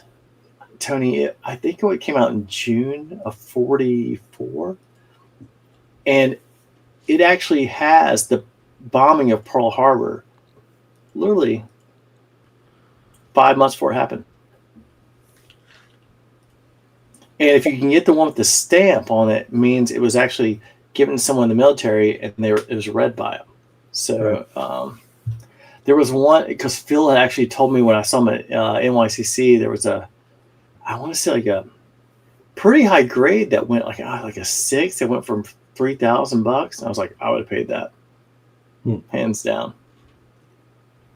Yeah, it says the bombing of Pearl Harbor. Synopsis: Uncle Sam, the bombing of Pearl Harbor. Yeah. Okay, it says right here, one morning in late 1941, Guam is attacked by Oriental dive bombers, and Pearl Harbor is attacked by cannon fire by enemy warships. Another hostile fleet moves from the Mediterranean port in North Africa. Wow. That is crazy. Maybe the Japanese read that comic, and that's where they got the idea. Never know. God. That's a cool story, man. That's so what you're looking to pick one of those up. You found one with a date stamp and it fell through or something. And trying, honestly, I think that for me the funny part is it's really the first time like Bryan ever and I, like, we actually were on a podcast together. But I was looking at before then, still looking for it now. They just don't pop up, and so that's why I think guys like Phil, they're great, because like Phil finds one, he'll let you know. And I think that to me that it's one thing, like beggars can't be choosers a little bit. So I'll take one if I can just find one, but I really want one with the star showing it was issued by the military, and someone in the military had actually got their hands on it, was able to read it. So that date stamp, or that stamp showing that someone in the military had it before Pearl Harbor, I think at least for me, it goes a long way. Yeah, I love this historical stuff like that. Publications, comics, magazines from like the 40s and earlier. Yeah, I mean the fact that they still exist is it's crazy. So Tony, I think one thing you'd like, actually my office across the hall, is my dad was one of the, so this was probably like 12 years ago. I think it was A&E. They did a 7-part biography about the Kennedys, and then they ended up with like Bobby Kennedy getting with his passing away, and then it just kind of ended. So my dad was one of the guys who buried Bobby Kennedy. And so there's a letter from Ethel Kennedy at my parents' house. And so I found a closet that has tons of like the original papers of JFK being shot, Bobby Kennedy, just all kinds of stuff. And so I have, coming from a small town, they had two papers. There was one in the morning and then one in the afternoon. The one in the afternoon came out like at 2:00. And I think JFK was shot around like 1:00, like right after 1:00, something like that. So you have like the picture of JFK that says, President, I don't want to say, I can't see right now, like assassinated or shot, and there's no news on it. And people are always asking, like, why doesn't it have it? I'm like, this is the afternoon edition. Then it just happened. And this was in Dallas, and this is in North Carolina. The paper they were just putting the headline out, and all the other stuff was around like the other news. So I've got that. But we have my dad still has like all the when he was at Wake Forest, like JFK assassinated, like just the Time magazine is like everything. It's just it's incredible. I found 3 copies of Scholastic Scope. That was that magazine they used to hand out in grade schools, Uh-huh. And it was I've heard of that. Yeah, the JFK, after he had passed away, his memorial. I really got to get that graded. Get those graded. Especially that old stuff. I feel like you really have to, like, there's an obligation to encapsulate it so it doesn't, so nothing happens to it. They're so delicate and brittle. All right, so one of the cool things I got to show you guys, especially you, Nate, Tony, you'll like this too. You're an old card guy too. This is one of the craziest things I've seen. Leland Auctions, one of the guys that works for Leland Auctions, got this book in to auction off, right? And this guy, it's a binder of cards from the 90s to the early 2000s, and they're all in the pages. And he quit collecting in 2006. So these are from the 90s to 2006. You guys are not going to believe the cards in this binder, okay? By the way, you guys, these are just cards just chilling in a binder, okay? As you can see, this right here on top, that Jordan card is a fucking monster. We'll get back to that. Look at these cards. Jordan Auto, Jordan, what are these called? The Skybox Z-Force, like 1 per box, if you're lucky. He's got one of those. The Buzz, he's got a couple of them. Another Jordan Auto. These are all super rare variants. Some of the most highly wanted cards in existence. Just chilling in a binder, you guys. Kobe. Autos, rookies, autos. I mean, as soon as you said that, I was like, get to the Kobe's. There you go. Look at these. There's a refractor rookie finest auto. I mean, Bowman's best. I mean, these are super, super rare cards, and they're just chilling in this Bryan, binder. have you ever seen, like, you remember like when you actually would have cards in like these for a while, and you have to like pull one out. You almost have to like crack the sleeve to pull them out because they've been there so long. Yeah, look at these.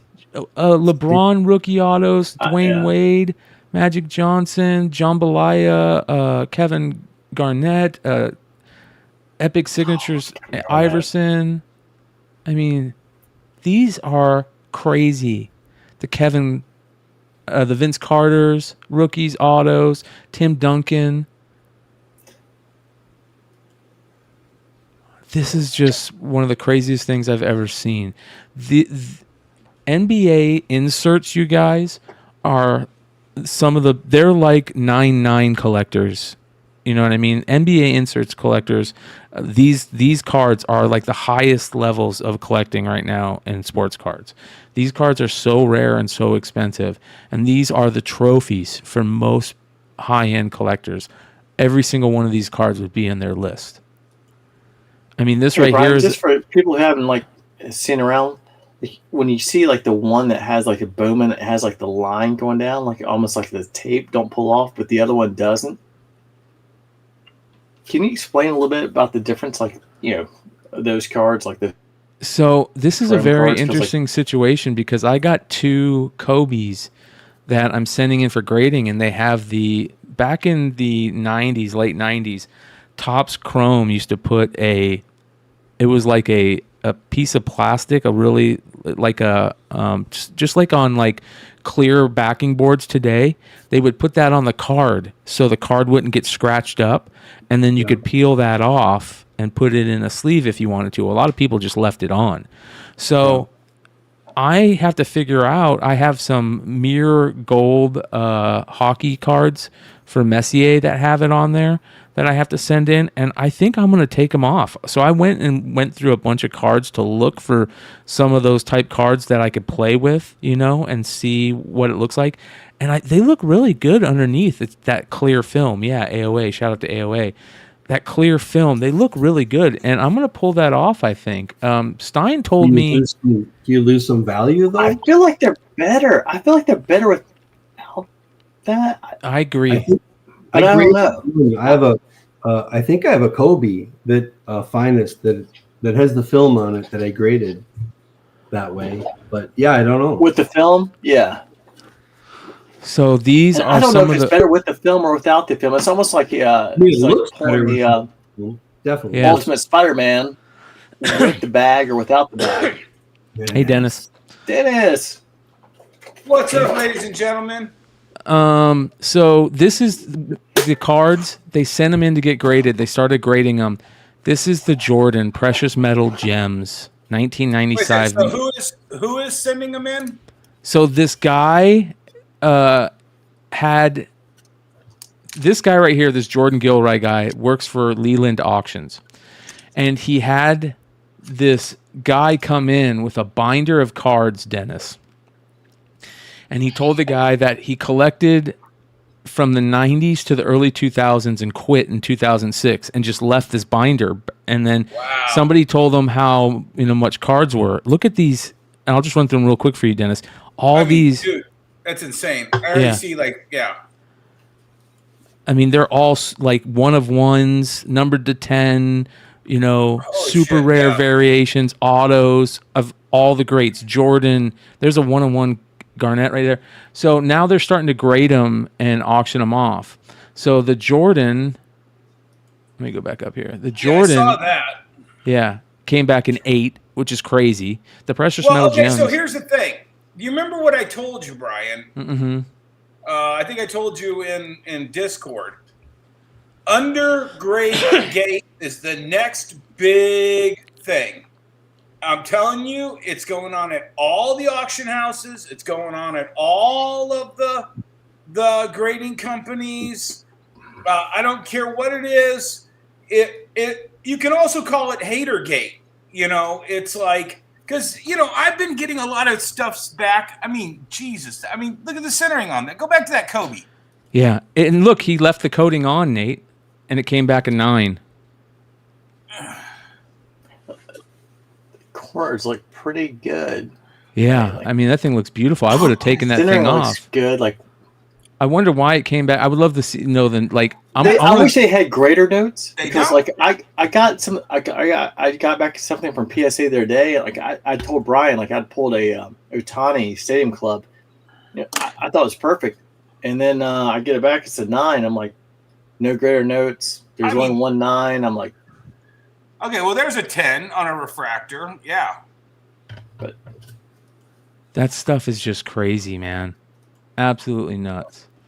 I want to see if they got them up. But I just love those stories. Definitely. Did you guys hear the final sale of the case of O-Pee-Chee? 3.7 million? 5 million? Watch this. 3.7. Yep, you got it. This is nuts. I was really hoping it was you. 6 days We can ago, open it. $3.72 million it sold for. I actually thought it might go to 5 personally. You know, the thing is, if you hit the right card, you can cover yourself. Yeah, I mean, one card. The problem is that set is so big. I don't think people realize how big that set is for hockey. Yeah, 800 cards. God, And there's only 2 cards in there that are any good. and of those 2 cards, only one is worth even worrying about. Yeah, but I mean, there's no one else. Here's the thing: there's no backup. You keep them unopened, and they hold that value, right? Because you don't. It's Schrodinger's card, right? Yep. You don't at that moment. Those are all fucking 9/8s, man. You know, so or all PSA 10s. So if whoever buys this and they decide to open it and they get lucky and they have good centering on all of them, came from a great print, and they could take all those commons and even get commons graded high. But that is so rare to happen. So I hope that they keep this unopened. But man, I would love to open it. I think it's just like if me trying to do the 52 top set, graded. Yeah, there's someone who, obviously there are multiple people, I'm sure, trying to do the O-Pee-Chee hockey set, 4s or 5s or 6s.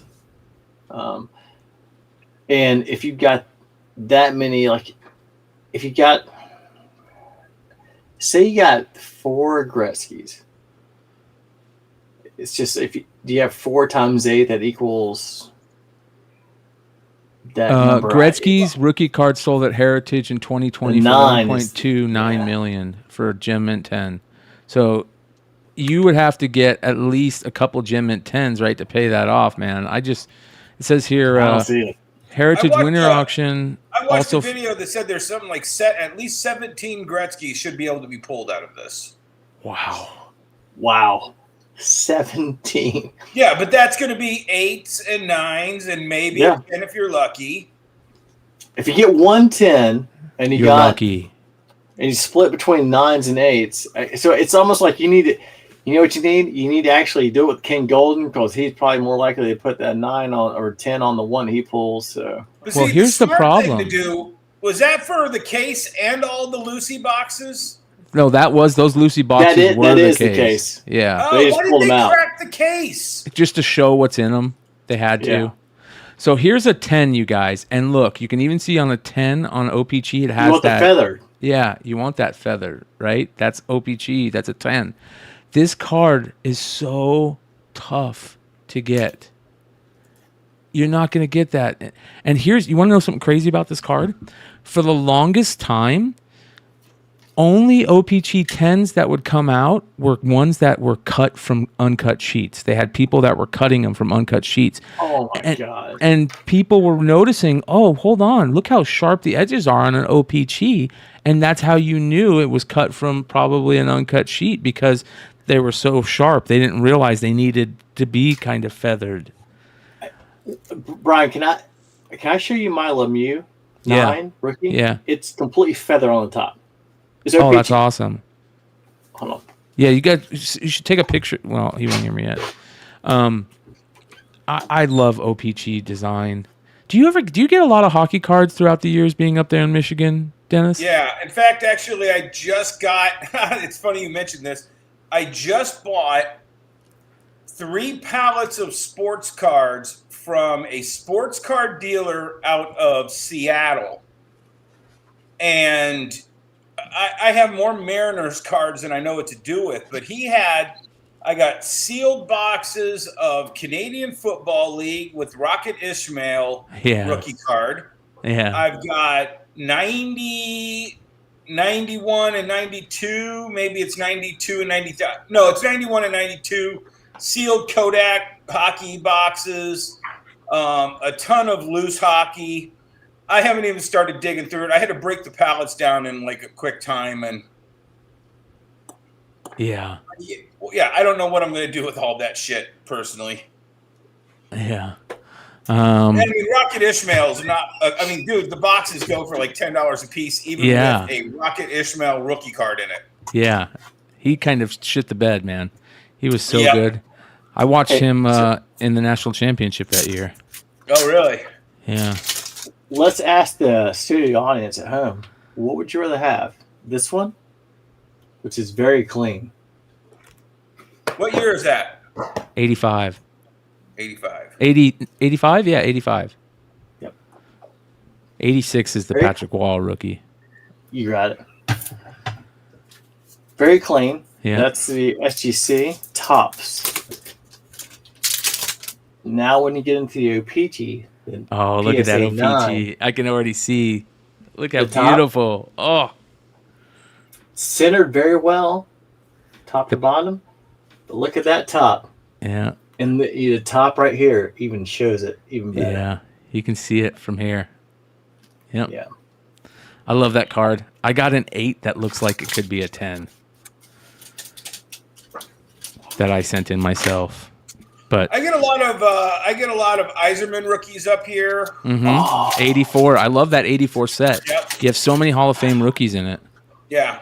And we get a lot of late 80s, early 90s, because that was kind of the Red Wings dynasty era, and everybody bought in. And then it was also junk wax meeting up with, and Detroit was huge with sports card stores back then. Holy cow. Here's the cards.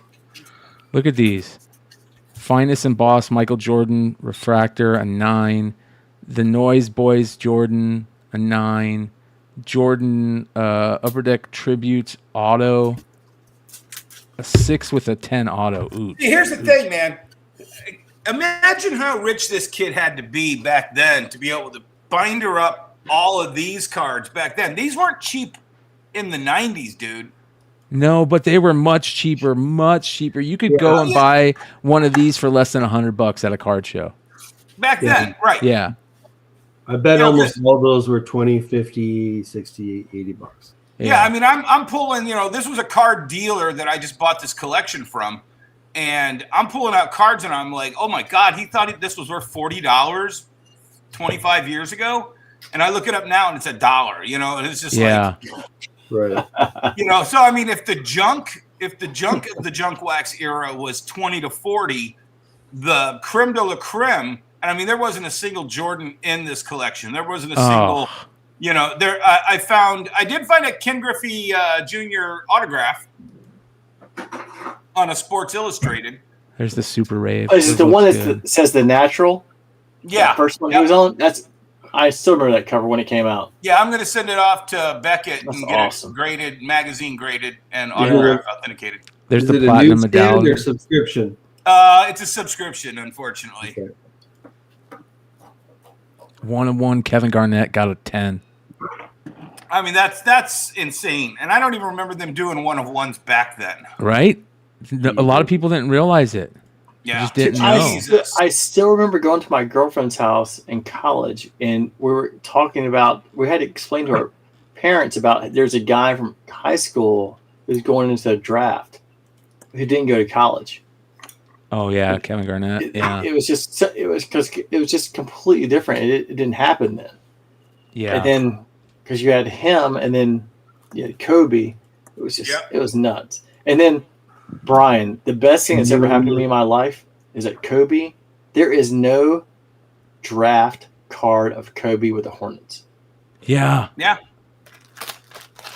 Yeah, you're right. Because if there was, that would be my. Well, dream card. it's like Shaquille O'Neal. There's Shaquille O'Neal. There's a million of his first year cards made by every company, and you just kind of go back to basketball and that running joke all through basketball. Come on, if you're gonna make the big bucks, you got to be like Shaquille O'Neal. You mean do it in high school? That rookie. That draft, though, everyone knew that Kobe was not going to play for a small team. The Wolves, we could have picked him early on. I think just from the stuff that I always read was that I think you're right, but I think it's always at that time you got to remember too the rookie contracts for the NBA were 3 years. So even if you got him, he was going to be gone if he was good. And most of like Garnett didn't play that much when he was a first year, which is natural because like that was the first time like folks have really ever come out of high school and gone to the pros. So, but like I will tell you, like Vlade, when they traded for him, was a big thing for the Hornets because they had him and they got Eddie Jones with Glenn Rice, Anthony Mason, David Wesley, Bobby Fields. I mean, they had a really good team. The problem was in the East, you had that fucker from North Carolina that Bryan was just showing all his fucking cards for. And and then he ended up buying the fucking Hornets. I hope it burns in hell. I fucking hate Michael Jordan. Well, I got another. I got another story for you guys. Sorry. Okay, so that's one story. This is another great story. Mark's Vintage Toys on IG. If you guys have been following his page, listen to this. Met a guy to buy toys from in a Walmart parking lot last July. Here is what I bought on encounter number 1. More to the story later. So this is in the guy's trunk of the car. Right? Oh, look at this. Yep. Look at all these Star Wars and G.I. Joes.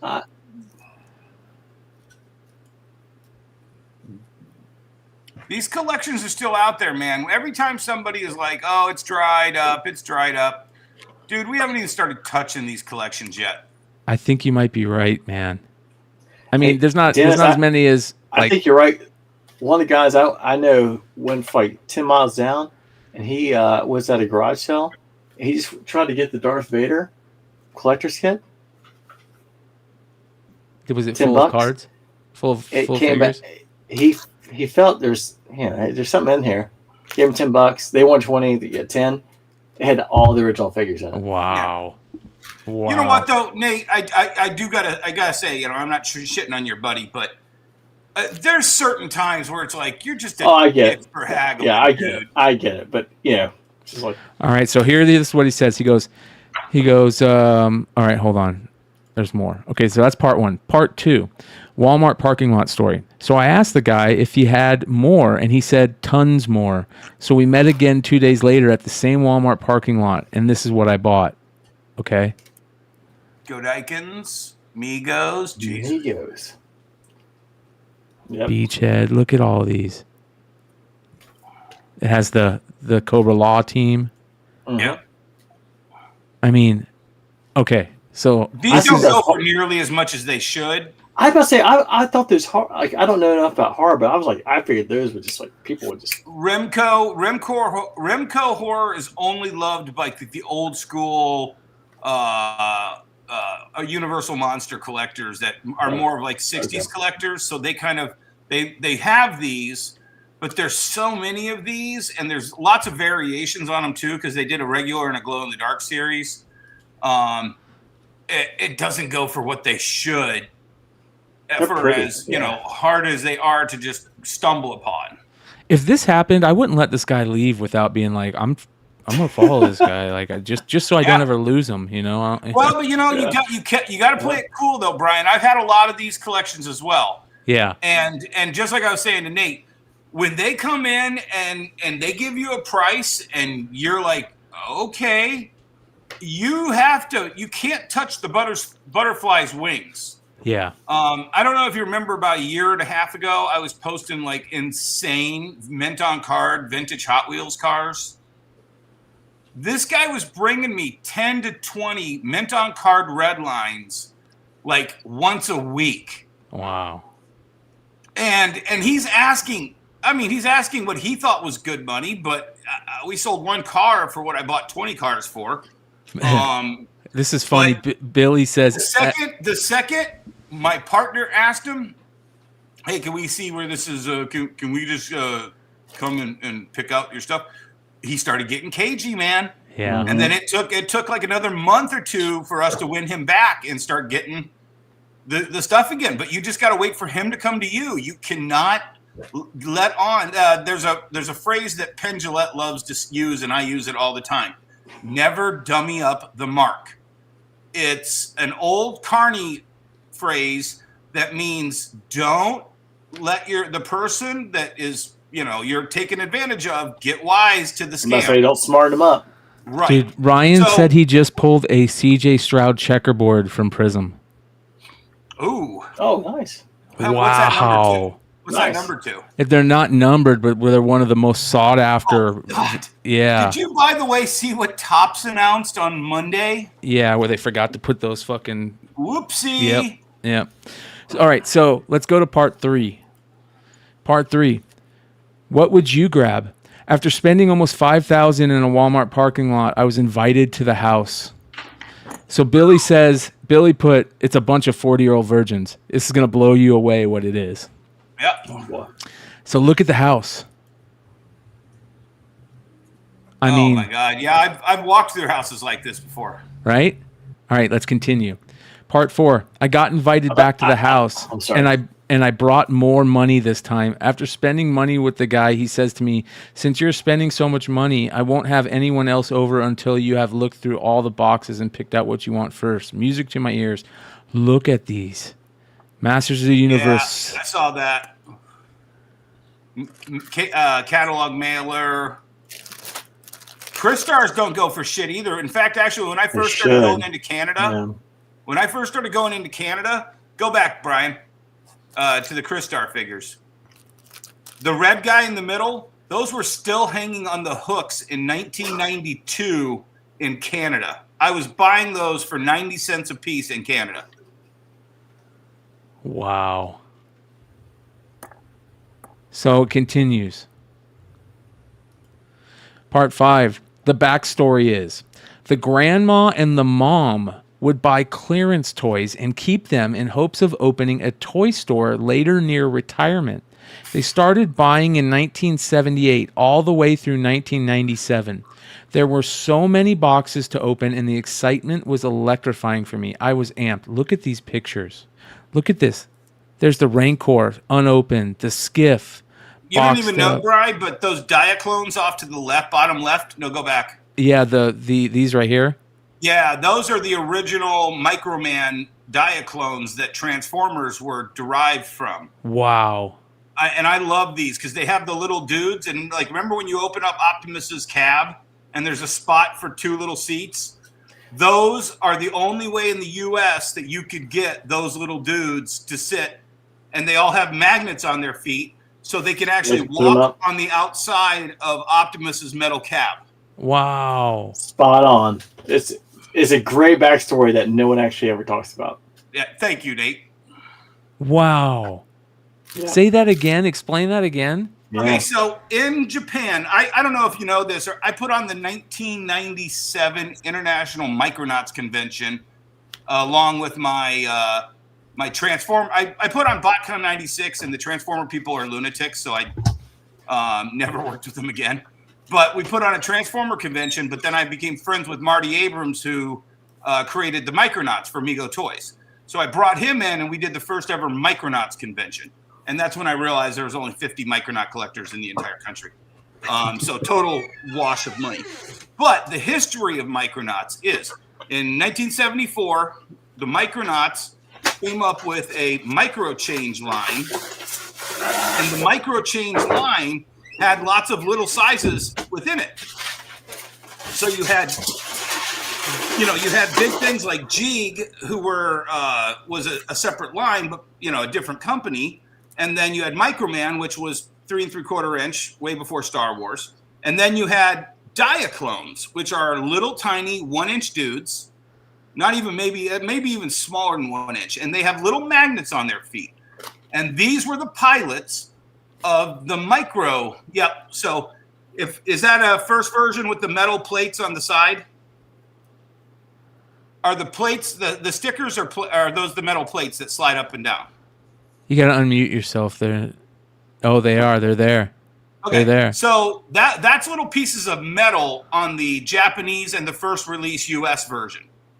Okay. So the Micro Diaclones, if you look, that little cockpit for the trailer, that would fit a little dude. The 2 little spots to the left and right of Nate's of that thing, that would fit little dudes. Those are all repair dudes that would fix Optimus or whoever pulled up into that. and they could walk around on those little metal plates with the magnet feet. And when remember Roller? And you would always see in the cartoons Spike and you would always see Spike and Sparkplug, or whatever his dad's name was. They could ride in that little roller. Wow. But in America, they said, no, we don't want to produce this extra little nickel's worth of plastic or penny's worth of plastic, so let's just make them autonomous. They don't have pilots.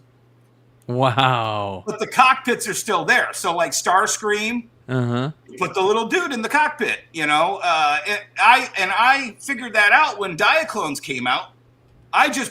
There was no internet back then. There was no, look this shit up. And I'm like, I think those little dudes will fit in my Transformers. So I bought one of those and I pulled the little dudes out, and sure enough, and then years later, I found out, it's all part of the same line in Japan. Just over here, we got them from different companies. Wow. BK says Baron Karza equals Darth Vader. Yep. Well, it's actually, so Jeeg came out in the early 70s in Japan and actually had a huge life in Italy, as Jeeg. Well, Marty had the rights to produce these things, so he took Jeeg, put him into the Micronauts line, and then since Star Wars had just hit, but he didn't have to wait for the turnaround time because he had factories over there ready to roll. He just made Baron Karza black like this Darth Vader guy, and he made the Force Commander white like Stormtroopers. Yeah. And he made his own thing. Dude, all right, so that was part 5. Check out part 6. We are now in late July 2023, and I used, quote, the Force to concentrate on buying Star Wars on my 3rd visit to the House of Toys. Being a huge Star Wars collector, I was over the Endor moon on this trip. Look at these. The A-Team stuff, all this unboxed and unopened Star Wars shit. Look at this. That's Look awesome. at this. It's like this having access to a hoarder house without having to clean anything. Right? Look at those. Jesus. Just so you know, Nate, you're on mute if you want to end up talking. Look at that. We just talked about all the styrofoam and trying to get stuff in that box. I'm like, yeah. We talked about, look at this. Unpunched. The best hoarder I ever bought out Unpunched. of vintage was a hoarder, and I got invited over to a 20,000 square foot warehouse. And this guy hoarded everything. G.I. Joe, Hot Wheels, Lionel Trains. But they needed somebody to buy all the 90s toys they thought were junk. And, I mean, it was. But this guy would go into KB's and just dumped a fortune. Everything had KB clearance stickers, and there was one box at the bottom of the stack, and it had 173 or 179 vintage Star Wars figures, Power of the Force. I have a gorgeous picture the of last this on my 17 page. Or whatever, the last And, whatever. Yeah, it paid for the entire, he said, make me an offer on all this. Come back in 2 days and make me an offer and bring a truck. And I didn't know what to do. And I think I had like $5,000 in my bank account at this time. So I offered him $4,000 because I figured I was going to need to pay for, manpower to do all this. And he comes back, goes $4,500, and you have a deal. And the Star Wars, I sold half of the Star Wars figures for $10,000. And so I was already in profit. Wow. All right, so this continues. Part 7. Me digging for robots and crazy cool Japanese toys I found at the toy house. Story was his dad loved Japanese animation and would buy these robots and never take them out of the box. Just when I thought it couldn't get any better, it did. Oh, nice. Yeah, and see, the Hinchin Robos, those were clearanced at KB's in like 84, 85. The Gudaikins were clearanced around 87 at KB's. A lot of these you could only get at Japanese stores, like the bottom left corner here, or bottom right corner. But, I mean, some of this stuff was available in U.S., like, regular stores. Look at these. Yeah. It Oh, never and then- made its way okay, to Hickory, so- North Carolina. I know that. Interchangeables over there. This is a funny story. So when Mego went bankrupt and Micronauts was still selling, they moved all the tooling to Canada, and they produced cheaper versions of all the Micronauts in Canada, and they called them interchangeables by, I think it's called Our Toys, either HOUR or, and it was actually Marty's brother who produced all the interchangeables out of Canada. Wow. Look at all these.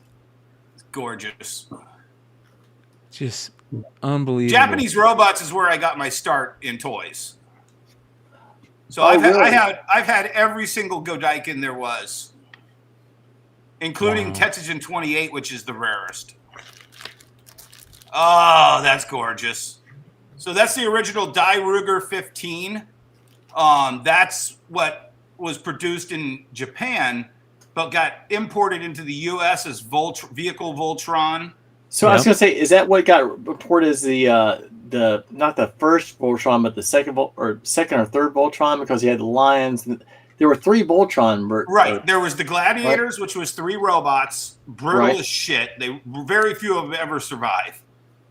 You've got Die Ruger 15, which has about 3 pieces on it that always break. They're the worst plastic. And then you have the Go Lion, which was another one. Yes. So in America, everybody was clamoring for anything that was a robot. After Transformers hit big that first Christmas, they would grab whatever. So Matchbox grabbed 3 robots and based the entire TV show for Voltron off of this evolving robot series. So when they would have flashbacks, this is Voltron 1, Gladiator. This is Voltron 2, Robot. This is Voltron 3, Go Lion. Wow. I loved how Sven was in there. But Look at these. I used to have, so these are Sentai, Super Sentai. Yep. So Bioman is actually one of my favorites. Actually, Dynaman is my favorite because it was the first TV show brought over to U.S. and redubbed as an American show. And it was on USA Up All Night with, I think it was Rhonda Shears. Rhonda Shear, yeah. Yeah, and they would do a show called Dynaman. It was, we are 4 different Japanese kids from all different walks of life. And it was the worst dubbing ever, but it was the most badass shit. And then when Power Rangers rolls around like 5 years later, I'm like, I've already seen this shit. Dynaman. So that's when I started collecting all of these. So every show had 5 of those. So this is part 8. He-Man enters the fray. Look at this. Oh, and this is the deluxe box sets, too. These are the later run with the figure and the horse. Yep. Stridor, yeah. Yep. Look at it. All unopened. So there's a funny part. So Dennis, you like this. My hometown was so small, we didn't have a toy store. And there was a lady who collected antique dolls. So she basically made her own toy store, but her husband owned a tire store. And so it was called Clark Tire. The toy store was below the tire store. They had bikes and skateboards. So if I smell new tires, I think of new toys. And you had to go through the tire store and then go downstairs to the spiral staircase. We had and then go, and you had that.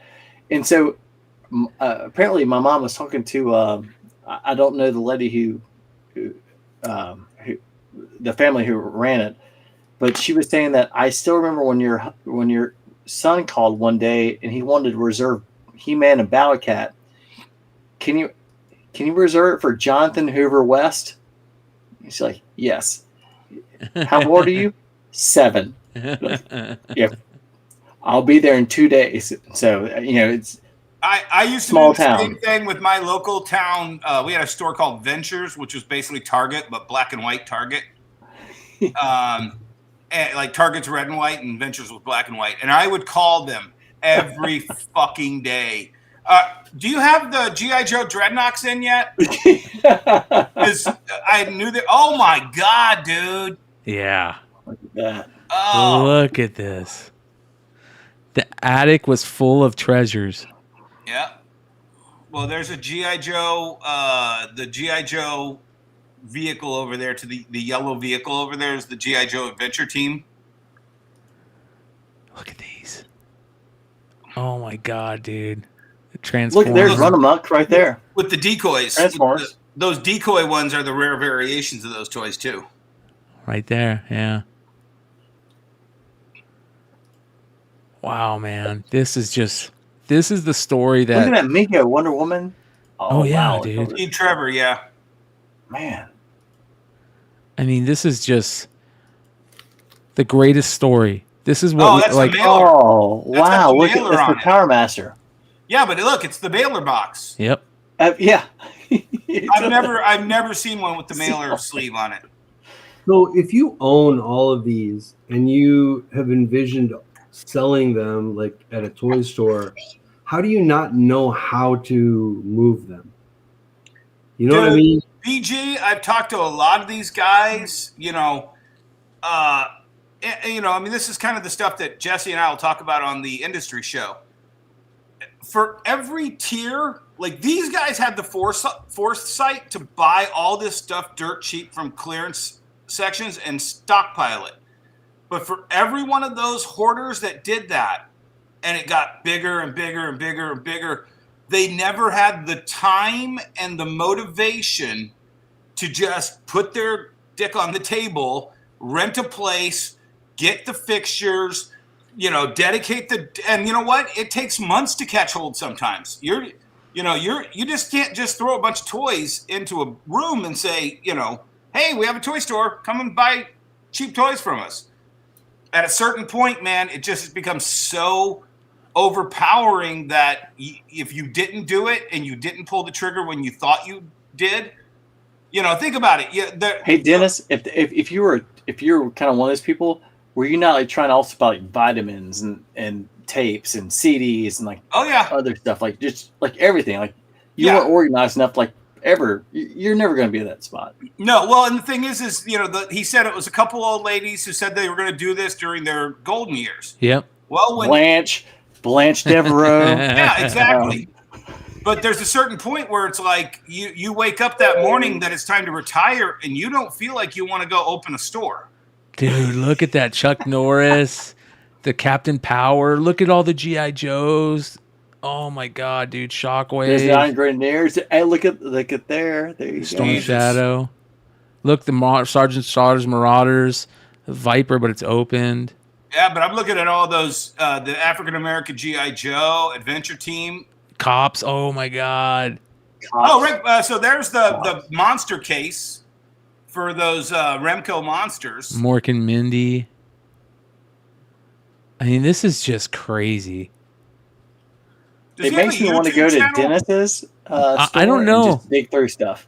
Yeah. So speaking of that, Josh was in Detroit to buy some comic books, and or not Josh. I'm sorry, Philip was in Detroit to buy some comic books and didn't come by the. I would have let him dig the movie theater, dude. Phil Lee? He didn't? Yeah, Phil. Yeah. Yeah, He's that's like, sad. oh, they said you were like an hour away, and I was like, no, dude, you're downtown Detroit. I'm 30 minutes. Look at this. This is... Wow. He does insurance. He must do insurance. I don't know what this is. He says... Oh, I think that's probably just him having a sponsor. Yeah. Wow, man. What? Yeah. No, So- that's insane, dude. They're awesome. out there. I'm telling you. Like I said, I got to dig in that hoarder house where we were pulling out. I pulled out that Mattel Electronics electric football in the original catalog mailer. And it's under a pile of garbage. You dig, I love it. and you just find you're just like, oh, this is $1,000 toy, but you don't tell the person that you're digging. You put a giant pile together, and they're like, is that like $400? And I'm like, that's $400. All right. Shout out to Sinister Titan on IG. He scored a killer book. He had Red Hood press it, And they got a 9.8 on the Resident Evil #1, the promo book, the Sienkiewicz cover. I just put together my submission to Red Hood, and I'm going to be sending that off in the next, like, probably Monday or Tuesday. Dude, just to give you guys about Red Hood, it has nothing about books. I actually got a package from him yesterday, and it came with like a first jacket from like Star Wars. It had never been used. It was a 1986 Mets shirt from the Champions, never been used. And it was a bunch of G.I. Joe books that I did not have. And because he kept asking me, he's like, did you get my package yet? I'm like, no. I'm like, what package? And then it came. I was like, holy shit. I'm like, where did all this come from? Nate, I heard Great about your Adley. I got an Adley, but it's not as good as your Adley. That one's pretty nice. Where's your Adley? Mine is right here. Look at this thing, you guys. You were talking to Yee? Yep. Yeah, don't talk to Aaron Yee. That guy's bad news. Oh, my God. Look at that. That patch is so gorgeous. Rookie and it's patch number art. 1 of 25, too. Oh, my God. I told you when I pulled it, I was like, I didn't realize it was autographed. I was so happy when I saw the patch. Oh, it's so beautiful, bro. And then I was like, and someone else, it's a 1 of 25. I'm like, it's number 1. They're like, yeah. I'm like, even better. Is that the HasLab Death Thesaurus back there behind you? Yes. Yeah. Good call.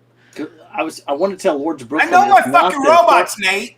Not you, but Lords of Brooklyn. He thought it was he saw it. He thought it was the Lord Starscream. I'm like, no. I was like, that's over there. I'm like, this Thesaurus is right there. So I want to show you guys. I want to show you guys what. I just want to tell Nate this real quick though. So we used to go hunt this place up in Chinatown in Toronto, and we found this place in the bottom of this mall, and it was so far back. And I shit you not, Nate. 5 mint in box Takara Godmaster Overlords. In like 1994, they wanted $50 a piece, and those things were going for like $500 a piece then. See, this is why Dennis and I. That's why I just need to go to Dennis's house. Just say a weekend. Here's what our boy Rhino.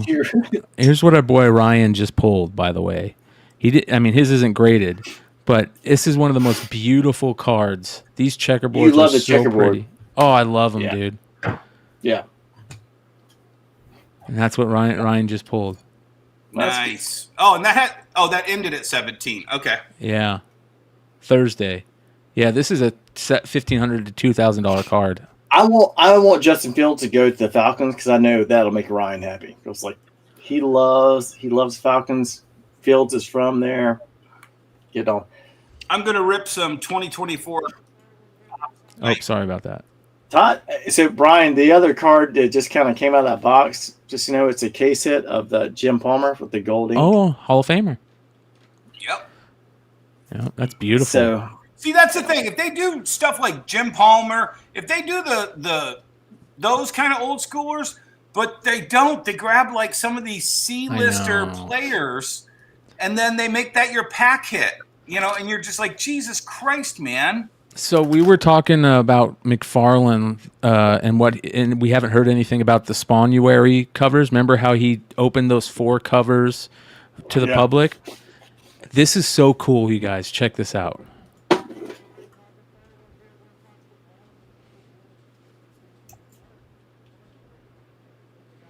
Oh, wait, hold on. Submissions. Hold on, here we go. Some stag. Hey everybody, Todd McFarlane here. Want to talk to all you people who sent in your art for Spawnuary contest. We got literally thousands of submissions, some staggeringly good artwork, and we plowed through it now for the last month, and I'm now down to picking my top 10 in 4 of the different categories. So I'm going to take those 40 that we have right now. We're going to do a little bit of internal talking. Here's what I'm going to tell you. It's going to be impossible for me to just pick one in each category. This is so cool that he does this right here. So we're not just going to have 4 winners. My guess is we're probably going to pick 3 to 5 winners in each category. So that means your odds just went up if you're in the top 40 that I picked. So good luck to those that are on the list. We haven't let you know who you are. We will once we pick the winners, but look for more than one winner. There's going to be multiple winners. Thank you for all your hard work. You guys all be good. You're awesome. So that is absolutely amazing, you guys. Some of those covers were gorgeous. If you guys haven't seen them, you can go on Twitter and look at a bunch of them. We looked at a bunch of them, but I wanted you to hear that so we could go back and forth between him and Rob Liefeld and see how good Rob Liefeld's just hit the drama alert now. Jesus. Okay. All right. Let's get into it. Here we go. Dennis, you're in charge of the drama.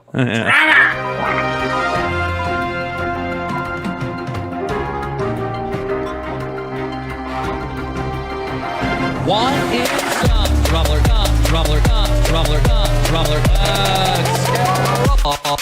Into the news. Yes. Into the news.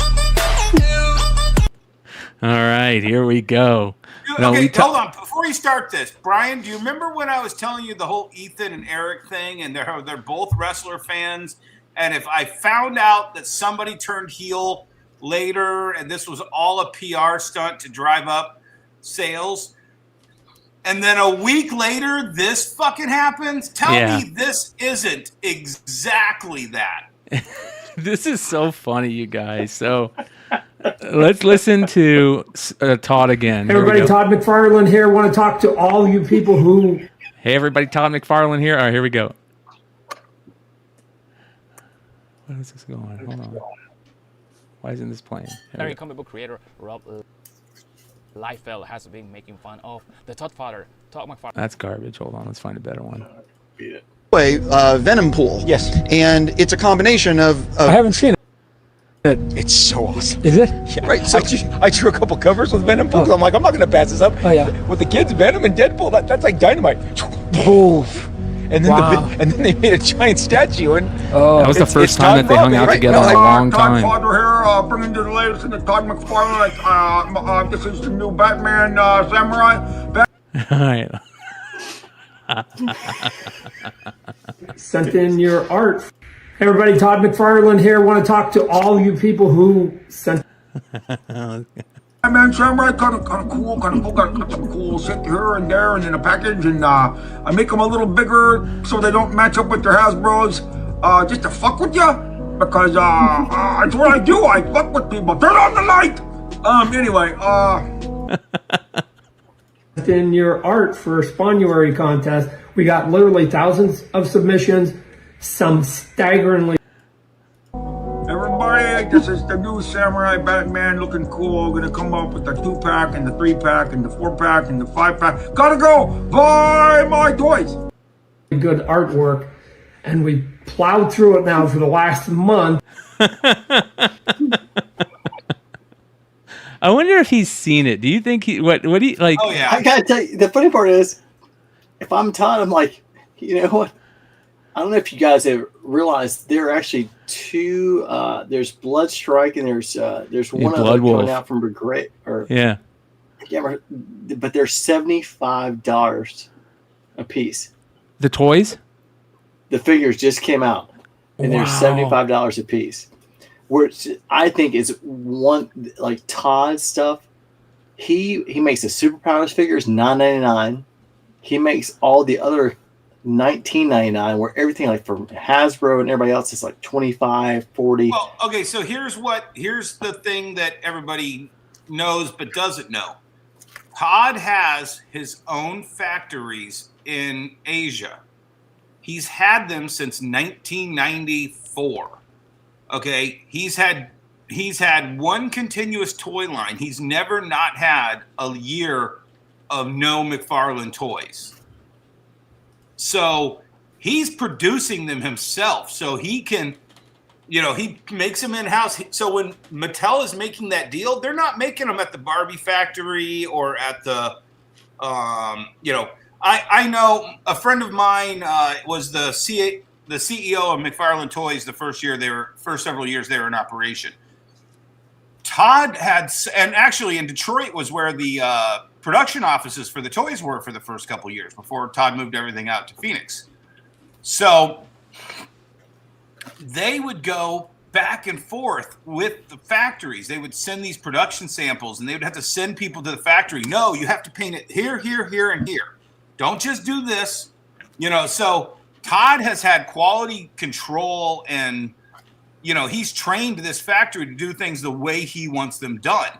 And I mean, personally, I think some of the toys are, you know, still kind of that McFarlane toy problem where they only look good when they're in the package, and then when you get them out of the package, it's like there's no playability to them. but those Superpowers figures are pretty damn close. Pretty nice. $10. Yeah. So, you know, when you're making, when you've got your production run of your giant, you know, McFarlane's, but here's where he's coming into controversy. I'm seeing a lot of the people in the toyosphere, and I'm sure, Nate, you see these guys too.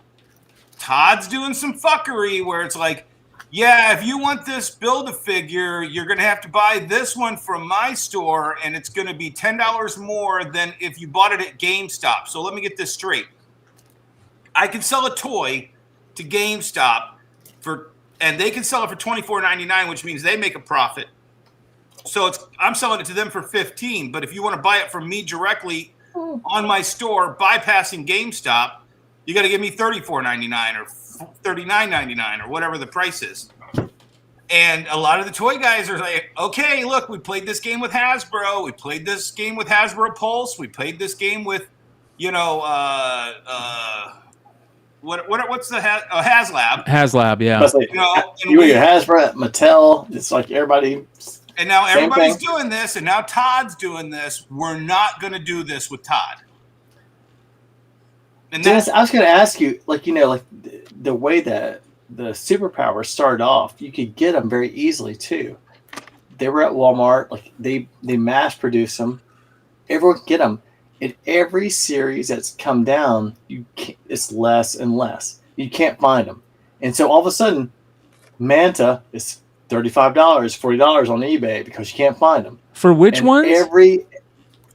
Once you got to like Series 3, you cannot find them. So if you want to see like Black Manta, they overproduced the shit out of Series 2 or 3. And if you remember, there was like, I think I took a picture and put it on Instagram and Facebook. There was like 20 or 30 Jon Stewarts and that whole wave. And there was like 20 or 30 of every single one of those. And Todd was, you know, doing videos about how every assortment had to have a Batman and a Superman in it. And I think he kind of lost his way, and he kind of flooded the second release and the third release without having enough variety in it. He just needed to get product on the shelf to keep Walmart happy. But it was too much of characters that nobody knew. And now that it hits the wave that everybody wants, because, I mean, hell, we've been waiting 40 years to have a Black Manta to put next to our Aquaman on our Superpowers shelves, and now no Walmart has room to put them out because they're still sitting on wave 2 and 3. Oh, we lost Nate. I love the regular ones that he's putting out. The DC, what are those called? I don't know what they're called, but they're basically just the McFarlane DCs. Yeah, yeah. Those are great, man. They're big. And I didn't think it would last this long, but it goes back to what I think we were talking about 2 or 3 years ago, Brian, when DC gave the directive to Scott Snyder to come up with the Death Universe, you know, that whole metal universe. It was all about having more and more variations of characters to release to the direct market, which was comic book stores. And that's when DC Direct was like making figures constantly. That same directive fell right into McFarlane Toys' lap when Todd was like, look, I can make those figures for you. You know, and he's perfect to do all of that death metal stuff. Yeah. So, you know, it was a directive by the corporation to the comic book level. Give us a reason to make more of these stupid action figures. And Todd is more than happy to make Batman of whatever and whatever and whatever and whatever. He's killing it in the toy industry, man. I mean, just destroying. Yep. freaking Nate. I didn't even get to tell Nate what I wanted to tell him this whole show. He keeps on just bouncing. I'm just joking. I think it's very interesting. You know, the toy, how the toy thing like made him so much fucking money. It's unreal. Yeah, and I mean, you know what? I'd love to, if we have a night, I can try to get Paul on here. He's a good friend. But so Paul was the CEO. He told me the story that he was in a meeting. They actually had Mattel in New York, and this is he can tell the story way better. But to make a long story short, they made Mattel make a Hot Wheels car of the Spawn Mobile, and Mattel made it. They're like, oh, okay. Well, they said, well, okay, thanks. I don't think we're going to go with you guys to make the toys. And they had the figures, and that's how they did those pack-in Spawn cars with the Spawn number ones. And he stopped, when he came out of New York, he stopped at a diner in New Jersey and called Todd on a payphone from the, you know, you've seen Sopranos. You know what that payphone in front of that diner looks like. Yeah. And he called him and he's like, well, if they're not going to do it, what are we going to do? And he's like, well, we can just start our own factory and start making our own toys if they won't do it. He goes, well, let's do that then.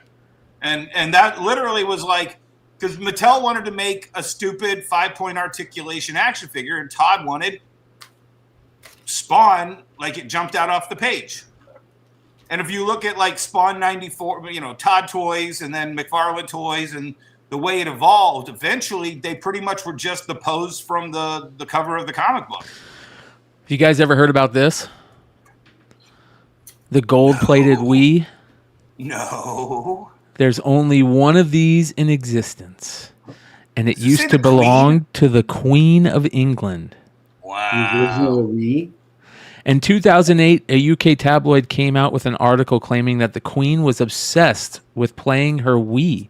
She supposedly was playing a lot of Wii Sports and tennis and bowling. 6 months after the news came out, video company THQ was releasing a new game called Big Family Games, and they had a wild idea to promote the game. That's when THQ commissioned this one-of-a-kind 24-karat gold-plated Nintendo Wii console. The reason? They were going to give it to the Queen as a gift. Of course, they also included a copy of the game with the console. Many people now thought the Queen was playing Big Family Games on her gold Wii, but over 10 years later, it eventually came out that the console had never successfully been delivered to the Queen. And then it sold for $36,000. Jesus. Yep. Can you imagine, though, being in the Wii network and playing a game and shit-talking the Queen? You throw like an old lady! We kind of did back in 1776. Oh, Billy says, I play with my Wii, too. I'm obsessed. Haven't stopped since I was 12. Oh man, that shit's crazy, dude. That's funny. That's absolutely hilarious. So her grandkids were what? Teenagers at that time. Yeah. Probably playing with princes. That's cool. So here's another crazy story. In what is arguably the greatest find in Goodwill history, a couple from Texas bought a lot of sports cards for $80. Going through the lot, they found this. LeBron James Topps Chrome Gold Rookie Refractor, limited to 50 copies. It's numbered 1 of 50. That might be $1 million card. To Goodwill. Yeah, that might be $1 million card. Yeah. I was actually going to say, I always thought this was the top Goodwill, because my buddy found this in the trash. Oh my God, did you get it back? The Luau Cinder? Yeah, it came back at 4. Yeah. I really thought it came back like 6. So. Wow. That's unbelievable.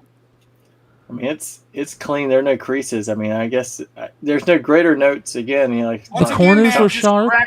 Crack it, and send it off to someplace else. Wow, man. Seems a little tough. They're that brutal, doesn't make man. sense. They're brutal. But see, that's the kind of card that I would suspect somebody would undergrade. Yeah. In hopes of you just being pissed off and sending it to eBay, and they go, "Oh wait, that's that one I undergraded." Yeah. So there's been quite a few problems in cards lately. Did you guys hear about the problems in the Pokemon world? No. Let's go check out our boys. Well, I told you yesterday in the video on the screen there with the fake signatures, you're going to want to watch that one. If you haven't watched it, be on the lookout for those, especially if you're in the market for from an E4 thread where we had a little bit of a comparison by Manu here, who was saying, we got a new king in town. We got the Umbreon Gold Star. Just making the PSA 10 first edition base Charizard look like a baby. We got record-breaking price, and we have Swolepoke here who notices the fact that we got a fishy little bottom on this Charizard right here, and I would agree. It is. So this is the same thing, you guys, that happened in this trading card market. They started figuring these guys on the Collectors Universe boards, I think, right back in the day, the PSA boards. I think that's what they were called, Collectors Universe. They would notice certain cards would have the same like little minor infractions, but would look centered now, and where they were off-centered before. You know, like one would have like a little divot on by a player's hand, and you know that same divot would show up on a nicer card, and they'd be like, "What's going on here?" And they started doing the online detective service, and they were basically doing what we've seen been done many times now before, where you can tell, what 99 Newsstand did with the Mark Jewelers, right, on the comics. You could tell certain comics. That's what's going on in Pokemon now. A guy is trimming cards, and it is extremely fishy. There's a lot of fishiness going on here.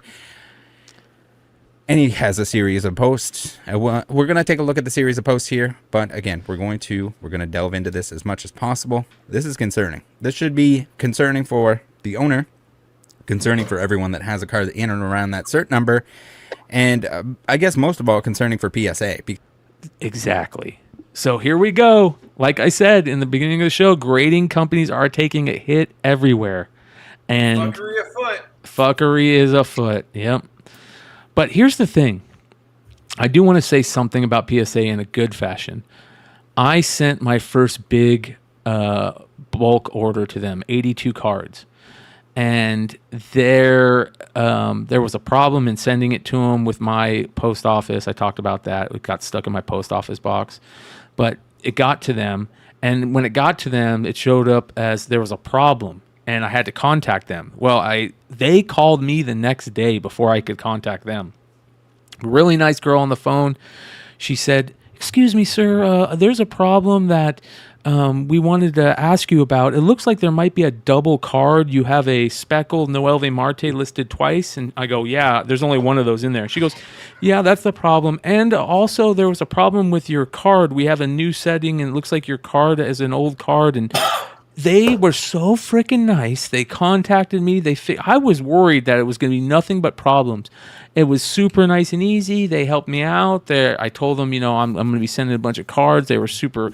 It was just very nice. And, that was a big difference on what I was thinking it was going to happen with all these horrible stories with PSA and grading companies. And, I was like, oh, great. They're going to upcharge me on everything. And nope. I want to be upcharged actually, because if it scores that high, upcharge me. Yeah. I've never had that problem. Yeah. So this guy right here does a lot of great stuff on YouTube. Because if they have to pay out on this bad boy, this Rattle Pokemon. So let's see here. They gotta pay out a lot on this bad boy. Someone has a lot of explaining to do. We have the trimmed bottom versus the regular bottom, and yes, it does look like someone took a strip off the bottom there. It's a little not straight. It's a little concerning that the corners are weird. How does that get past them? A little concerning that there is a little bit of fuzzy wuzzies on the side here. Look at that. Maybe they didn't clean those up. And also, I guess the most concerning thing is just even with the naked eye, you take a look at this bad boy, you got gaps on the top, on the bottom, depending on where the card is located, but there's too much gap there. Now, yes, there are print inconsistencies, there's cut inconsistencies, but for the most part, these trading cards are all the same size. And this is not just any Pokemon card. This is the Pokemon card. Like, this should have been caught like that. Well, and the thing is Bryan, now people are going to look at I guarantee you there's one person, like that one guy who catalogs all of the patches for sports cards and then realizes this patch got swapped out and all that kind of stuff. I guarantee there's a person that has an archive of every PSA 10 Charizard first edition, and they're going to start looking back over all of those. And if this guy did it once, he did it multiple times. Wow. This is not good. And this thing, $240,000. The corners might look jacked up. They might have dull blades. They might have whatever, but they're going to be the same size. If you've ever put a bunch of Pokemon cards together, you're going to see these bad boys are the same size. So it's not deactivated yet. I'm not sure exactly. I mean, PSA is not really going to make a statement about it. I wouldn't imagine. I don't know who the owner is of this bad boy. God, could you imagine buying this? You're the person that bought this, and you think the thing is people who buy this, they don't fuck around. Wow. This is the kind of people somebody who drops $250,000 on, a Pokemon card has the kind of juice to lawyer up, to social media destroy them. This is going to bite them in the ass hard, worse than this is more transcendent than a Mark Jeweler Spider-Man scandal. Yeah. Hey, and Dennis, if I bought this through like Golden Auctions, I'm going at Golden Auctions. Like, hey, you told me this was, Yep. Yeah, there's multiple companies, right? To quote Die Hard, when you get those feelings, insurance companies get nervous. It only takes a couple insurance company payouts before the insurance company's like, yeah, you need to do way more due diligence or we will not insure you. Well, why? Because Whatnot doesn't have a compliance department. They seem to do pretty well. They're flying just under the radar. I want to see if there's any news on this. Here we go. Did I find the PSA 10 first edition base Charizard trimmers? Kevin Burge and Keith Koning. Wow. So he's straight up outing them. I mean. Oh, wow. Yeah. Good for him. I mean, hey, these are guys. The trimmed Charizard, it is trimmed in my opinion. This video is my opinion. They're all my opinion. You guys know that, but you can pause this and read it if you need to. Regardless, we're actually getting more expensive for them if they don't do anything about it. And there you go, Dennis. It looks like he's doing it to other cards too, right? It's funny about this card because I've told Bryan I know nothing about Pokemon cards, nothing whatsoever. But there's a guy I work with, friends with. He has 2 of these that he grew up with, and he and his brother has both of them. I remember sending a picture to Bryan about them. It was a while back, and I was like, "If you want to sell them, we'll help you get them graded, so that way you can." Because he was like, I think this could probably help me buy a house. I'm like, I'm sure it could. Hey, I got. Yeah. It's just all this shit. It's crazy. I'm like, he wouldn't, if he saw all this stuff, he'd be like, what the fuck is, I'm like, dude, it's just nuts, man. Nuts. Yeah. So make sure you guys go follow this guy. This guy's just going to go. But I like him. I could just call him out. Yeah. I follow him on YouTube. Yeah. This is interesting. The PSA buying SGC. What did you guys think about that? Did you see that? Yeah. I heard a great hot take on that, and I actually kind of believe it. SGC was so cheap that their graders were worth more. Having the legitimate graders were worth more than what the company was, and for PSA to hire new ones. So it was cheaper just to buy SGC, move all of their graders in-house, and just kind of short run the entire process of upping the amount of graders they had. And I believe that. It's just one of those business decisions. You're like, oh yeah, that's absolutely why. And I mean, I think it was Neo broke it down. they don't even represent 10% of the market. But 7, yeah. Yeah. And you're just sitting there going, why would they? Oh, wait, yeah, they had really good graders. And guess what? They're in Florida. And that's how you can open a Florida office real cheap. Yeah. I wouldn't be surprised if that's the truth. Open the dentist office in Florida. Coming soon, baby. Okay. What is that website that is constantly telling you the amount of cards that have been graded? Because there's that gem rate, the stuff that like they actually PSA actually sends out where they, the problem is, you take SGC and PSA, it's not a big enough thing like the government cares about, but like it is a monopoly. I mean, like because BGS is just. Actually, I'm sending cards off to BGS because guess what?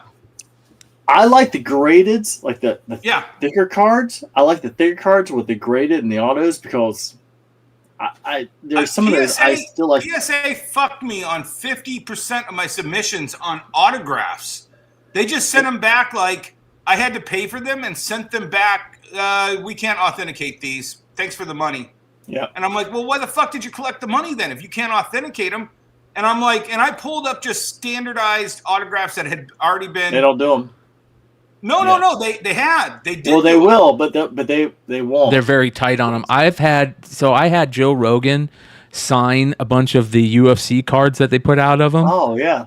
And I sent 4 of them in, and PSA only graded 2 of them. They sent 2 of them back as we won't grade these. And they don't do a certain authentic cards for like so I pulled a 1-on-1 Ahsoka sketch card. That's PSA doesn't do those kind of cards. You have to send it to BGS. No, PSA just great. You saw my my PSA. I would not. They just started doing it. I'm not sending it to PSA. Oh, okay. Because my Ramita came back, perfectly authentic. That SketchUp Flex. Or Did you put that on your Wonderworld IG, or did you put that on your? I put it on my Wonderworld IG. Or Dennis Barger IG. Okay, I want to show everybody this. That would be better. Right here. So this is the card, and we talked about this. Oh yeah. That's God. And that was just 2 months ago or a month ago. Sick. So yeah, I pulled a 1-on-1 Ahsoka sketch, and PSA they have not done. That's what I'm saying is PSA's got a bunch of schmucks there that don't want to do their fucking job, and they're just like, yeah, this is too tough. Charge them and send it back. Yeah, that pisses me off. This is if I put my card with your card to go in, I'm like, hey, I'm with this guy. I feel a lot more comfortable. Have you got? Do you still have it up on eBay? Yeah. I put it up for a ridiculous price, but then I started getting offers, and I turned down 3.6 thousand for it. Fuck yeah, I wouldn't be anywhere near that. This card is. Well, hey, Dennis, I have this 1988 Greg Jeffries on cello PSA 9. Look at this guy's going to be a future Hall of Famer. There's only one person. There's only one person in this street who has something I would trade for this, and that's the guy 2 above me, and he knows what I want. Yeah. I want that Walter Payton cello. And it ain't going nowhere, man. That Walter Payton cello is my grail, baby. That's one of my most proud. And actually, I'll tell you what. And I don't know if you want to get too deep into the woods, but remember that big collection of Garbage Pail Kids I got? And it had the red border Trump Time magazine one. Yep. And I got that one back, I think PSA 8 or 7. And I just looked it up on eBay because I was like, oh, I sold it within like a day of posting it for the highest amount ever for this. And I got like $500 for it within like a day of posting it. And then I looked and see, it's one of those, we've talked about this concept. It's so rare, it's worthless. Yeah. But until somebody pulls the trigger, right, nobody knows what they're willing to pay. Within the last 2 months of me selling that, there's been 4 other red border Trump graded cards. Oh man. And they're either going above that, but at a higher grade, slightly above that at a higher grade, or a way lower grade and way lower prices. So I literally, by putting my number out there and just picking a number out of the air of what I wanted, and somebody was willing to buy it because I had the only one, all of a sudden now everybody else starts trying to get into the market, and I found the guy willing to pay the most. Yeah, it's nice to set the market. Yeah, and that's what I tell people, like, and I can't describe it enough, and I love the industry, but they are so close-minded when it comes to this. You only get less for a CBCS if you accept less for a CBCS. If I post a CBCS, I post what I want for it. I don't care what the CGC goes for. I don't care what the this, that, or the other thing. I had a guy today. I had a Dave Stevens Elvira, was it 13 or 11? Yeah. The Elvira witch Moon? cover. Yeah. Moon, yeah. And I've got a 9.6 CGC of it, and I had it for $449. And this guy came at me like, I'll give you $200 for it. Buy. Yeah. $300. Block. Buy. $320. Buy. $340. I had it at $449, man. I looked. The last 9.8 went for $1,500. That's a tough And book, I'm like, man. yeah. So guess what? I just rejected, and I raised the price to $749. I'm like, I don't give a fuck, dude. Well, I'm in no hurry to sell that. It's a gorgeous cover. I got something for you guys. Well, Speaking Dennis, when of you had grading. the Optimus Prime, the AFA, I think it was 85. I got the highest recorded price ever for that I think it was version like of Optimus 13. Prime. What? And I could be wrong, but was it 13? I'm sorry. Yeah, I think it was like 13. But yeah, because I remember when you had it, and I didn't realize that it was you who had it, and I was like, oh shit. I was like, Did and I you reached out grade to you, that? but I and then Or did with you have already- it graded? Yeah, it's gone. So Dennis, mine did you is grade 75. it? Did you grade it, or did you buy it graded? No, I bought it from someone who graded it. Okay. All right. So this is shout out to our boy Binkies. He gave us this little nugget. How did this get a yellow label? And why didn't it get a green label? It's a blank cover that he cut up as art and sent it in. Signed and cutouts by Mike, the slice and dice artist, Lamb, this last week. Oh, hold on. Bryan, can you look up there at the top corner of that? I'll explain. I can explain why. See, that's CGC that graded that one, and you can buy whatever you want from CGC. It's almost all grading right now. It's just so. This is. And What's the difference between this and a UF4 acetate? Oh boy. You have literally glued stuff to a cover. Well, if he didn't glue stuff to the cover. He cut it out. There's holes in it. These are holes. Oh, Jesus. That's even worse. I mean, it's art, and I'm cool with that being art, but Jackie Chan meme. yeah, like what is going on? I don't understand how CGC can. I mean, am I wrong on this? It's a GalaxyCon blank. Convention exclusive, giant issue. It was Here's blank. the thing. CGC has a designation for this. That little box in the corner says art. It doesn't say 9.8. It says art. Yeah. Yep.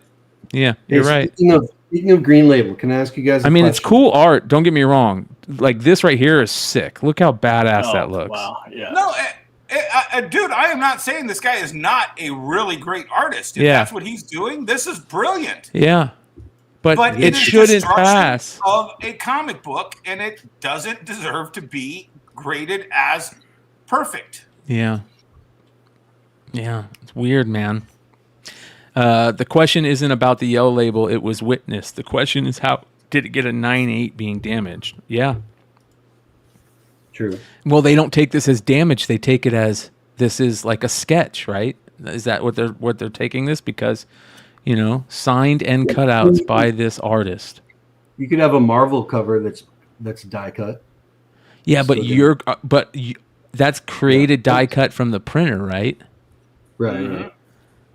Yeah. Did someone witness the artist doing that whole thing? So, I mean, this is the stuff that I'm just like, you can't really. I'm starting to see clearer, as the saying is. So many of these so much grading is so subjective. But there's certain things that they should be like, sorry, we just can't do this. Yeah. Well, but here's the thing. So this guy's hot. He's at whatever convention. He's probably submitted several of them to get graded before. So that's money. And maybe one of those people, of course, it's MegaCon, and we're CGC, and we're here to grade cut up comic books. One of them probably likes this guy and said, oh, dude, we can totally grade these. Question next. This is question from Matt Nelson. Where's the Matt Nelson stuff? Matt Nelson question. Deleted from the forums? Here we go. Matt Nelson questions. The slice. Can you add? Do you delete controversies that don't involve CGC from your forums? Yeah, we're going to talk about that. Hold on. Got a. So while you're doing that, quick question. If something is stapled to a cover, is that going to get a green label? Is that going to not be graded at all? I honestly don't know. Well, didn't that happen with the acetate, right? I mean, that's exactly what happened with the acetate. I'm going through magazines as we're all going through this stuff. And this is what I'm talking about. Great. Oh, that's great. gorgeous. Yeah. 1981 Goal, which is one of the game programs, and in the corner, it's got the game ticket stapled to it. Okay, so I'll tell you a funny CGC story. And I actually tried. This was back when I was supporting them, and they were the only game in town. So there's a little store. We were talking about me being near Detroit, Detroit in Canada. There was a little store in Port Huron and Sarnia. It was a newsstand. And if you know, Canada has always had a different currency, and there's always a different exchange rate. So during the 15-cent era of comic books, the early Bronze Age, late Silver, there was a newsstand that had a store in Port Huron and in Sarnia. And they would take, and they had these custom-made 19-cent stickers, and they would put these 19-cent stickers on all the 15-cent comics and would sell them across the border in Sarnia. And I argued vigorously because I got a Green Lantern 76 with a 19-cent sticker. I said, I want this to be this is the earliest Canadian newsstand variant that you can find. And they're like, oh, that's just somebody put a 19-cent sticker. I go, no, I explained the whole story. I had a whole collection of these 19-cent. I'm like, dude, this is monthly. If this was in somebody's pedigreed collection, you would authenticate this as a pedigree. This is month after month of every one of these books, all with these 19-cent stickers. And the biggest key in here is the 76. They downgraded the comic because it had a sticker on it, the same way they would with those Heir to the Empire newsstand stickers. Yep. This is before we really knew about pressing and removing stickers and all of this too. From my level, I'm sure Red Hood was doing it when he was 12. But they were so obtuse, and that's why I get so infuriated when I see stupid shit like this, because I legitimately showed you an entire new level of the hobby, and you decided, and they took a 6.0 and called it a 4.0 because the sticker was on the cover. Yeah. I mean, with this, I could care less if it was green label. Just the fact that it's got a ticket, a game. I would almost, and I mean, I know you probably, I don't know what your thoughts are on this, but dude, Beckett would actually grade that just as authentic with authentic stub, or something. Go to somebody who will authenticate it without grading it. Because I don't think it doesn't matter what grade that is, man. That's just something that. It's garbage grade. I mean, it's going to be really low, but it'd just be cool. So why give them the satisfaction of calling it a 2.0 because of the staple and a 3.0 if it didn't have the staple? Just get it authenticated by, because Beckett will do tickets and PSA does tickets. Right. But if they won't authenticate it based on that alone, I wouldn't even worry about it. Yeah. It doesn't, that is such a piece of authentic memorabilia that it doesn't even need to have the slab other than you want to protect it forever. Yeah. I looked up the game. He didn't have a goal, but he had an assist. But. So this, speaking, we got two more things for comic book drama alert that I want to talk about before we end. So this was the post that Thorough broke and talked about on his great show recently about this former employee at Comic Connect / Metropolis Comics. And it is just, I mean, it's a disgruntled employee letter at its best. And we are going to get into this in a big way on Tuesday night for the comic book industry show. And we're going to try and see. Who's that starring, by the way, Brian? Starring you, my friend, and me, Jesse James Comics, and this Tuesday, Emmett from Haven for Heroes Comics in New York. So, and we're trying to maybe drop a few little lines to maybe get somebody on to talk about this with us. We'll see if that happens, but we're really going to get into this. This is going to be very interesting to talk about with two people that are in the industry. The biggest scandal, I think, from our level, aside from this $250,000 Pokemon trimming scandal and the Mark Jeweler swap gate, has been the Super Mario N64 gold? Was it Golden Auction? Yeah, I think that was probably games. That was the bigger scandal of our geek universe, because that was 7 figures, right? Yep. And then it came out, and that would actually be good to, like, what do they call it when you watch it? You EFAP? EFAP it, every frame of pause, yeah. There's some great, we lost BG. Yeah, he said he had to go. Okay, so, EFAPing that breakdown of that whole scandal would be amazing to do still, because I think it's one of those things that if it doesn't remain in circulation, it just gets forgotten, and then we start talking about new video games that I just saw another video game, like, oh, it's a record high video game sale. And I'm like, yeah, sorry, I saw the last one and I heard it was a scam, so I don't care. Yeah. Yep. So it's like when you've got to keep that stuff circulating and then also put new perspectives on it based on these new scandals. But I mean, I don't want to believe this, because I know Vince. I've actually sold comics through Comic Link. Back in the day, I haven't in years. I pulled all my stuff back out. I don't even know who Steven Fischler is. I didn't know there was anybody but Vince at Metropolis Comics. But if this is true, this makes the video game scandal look even less, because these guys deal in the creme de la creme of action comic ones. Yeah. I mean, they sold Nicolas Cage's Action Comics #1, if I'm not mistaken. Yep. 100%. I would say half the records that these guys have set were only broken by Heritage Auctions. Yeah, I mean, look at the things that There's the rub. There's the rub is, for everyone that Heritage breaks for Metropolis and Comic Link to keep their level up, are they willing to do these kind of shill things to get that next buzz to stay relevant? I don't know.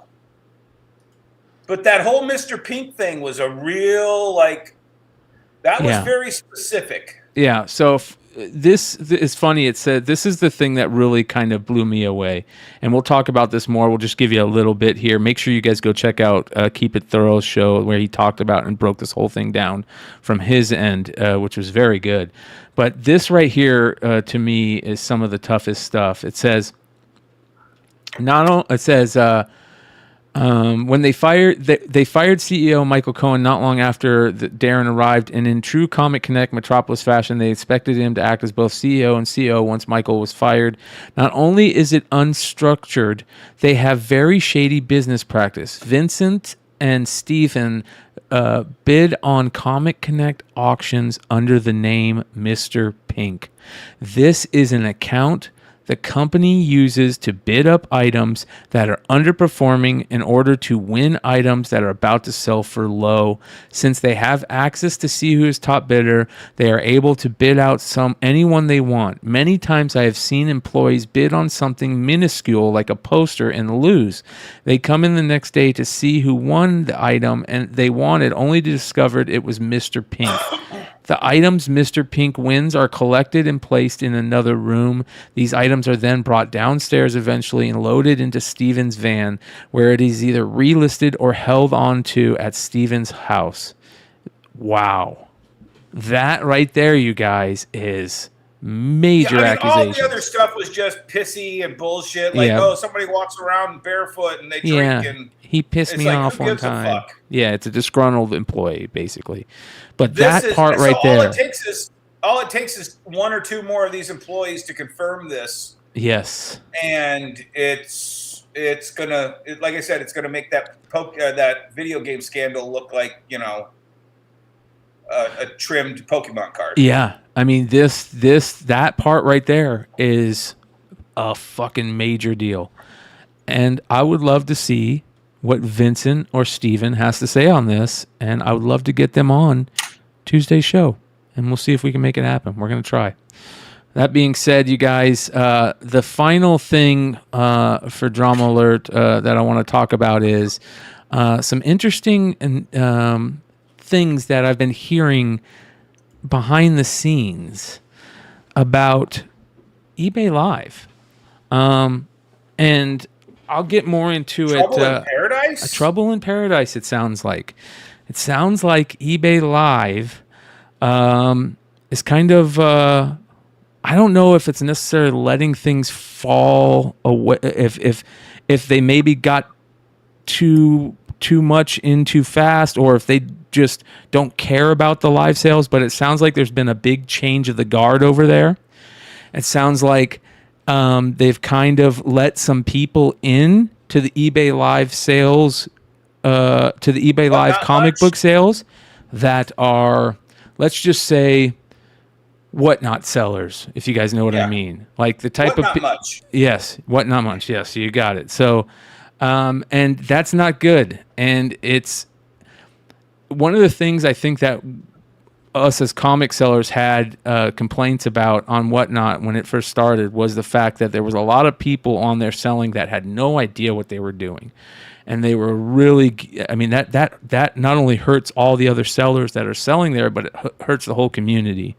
And when eBay Live came along, they had some rules that sound like, okay, these are great rules, and if they stick to these rules, it's going to be awesome. And it sounds like they're letting their finger up on that, and it's not too great. What I will say, though, is things are still selling on there. They have let in a couple great sellers. Shout out to Bird City that they recently let on. I heard they let on Bird City.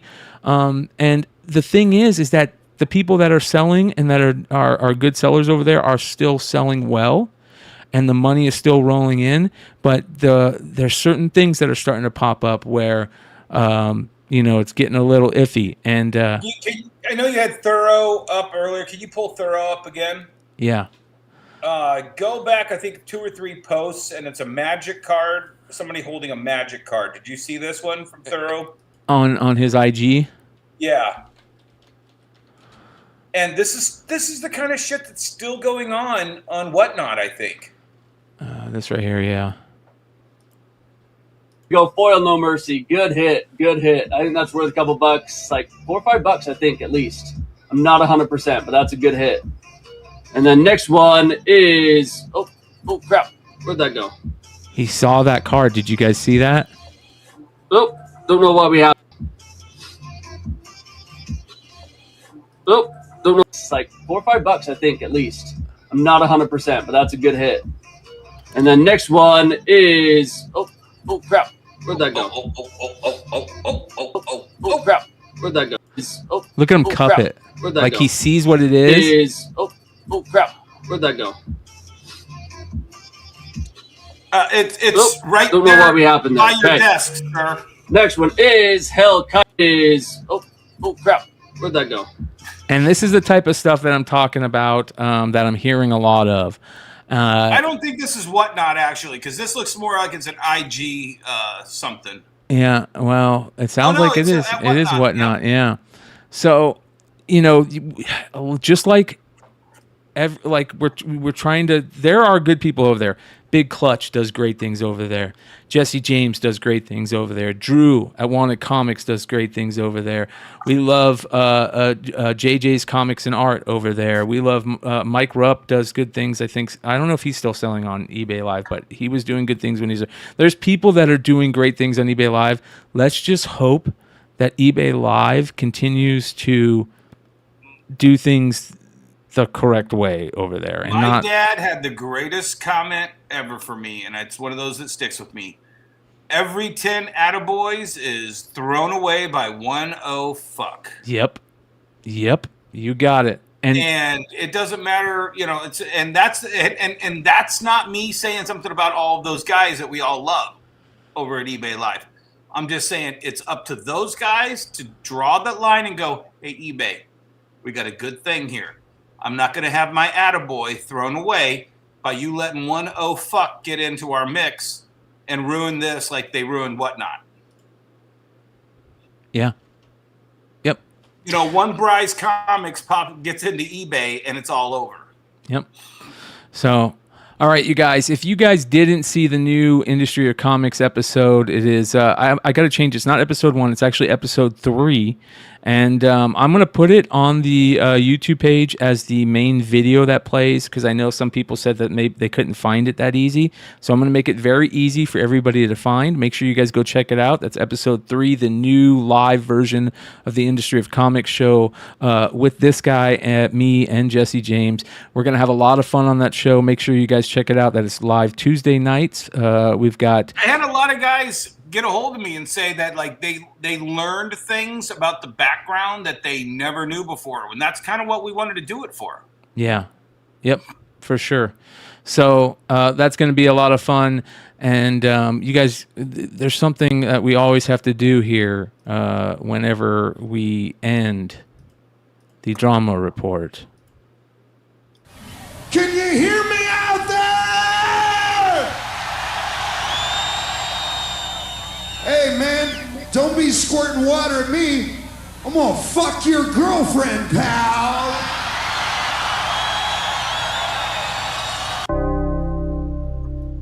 And that is Drama Alert. And he probably did. You guys, thanks. It's 3 hours, 45 minutes. Another great Saturday night. Hit that thumbs up, you guys. If you're not subscribed, sub up. We appreciate you guys. Check out all the links below. Come hang out with us Tuesday night. We're going to have a great time. We'll see you there. We're out. Peace.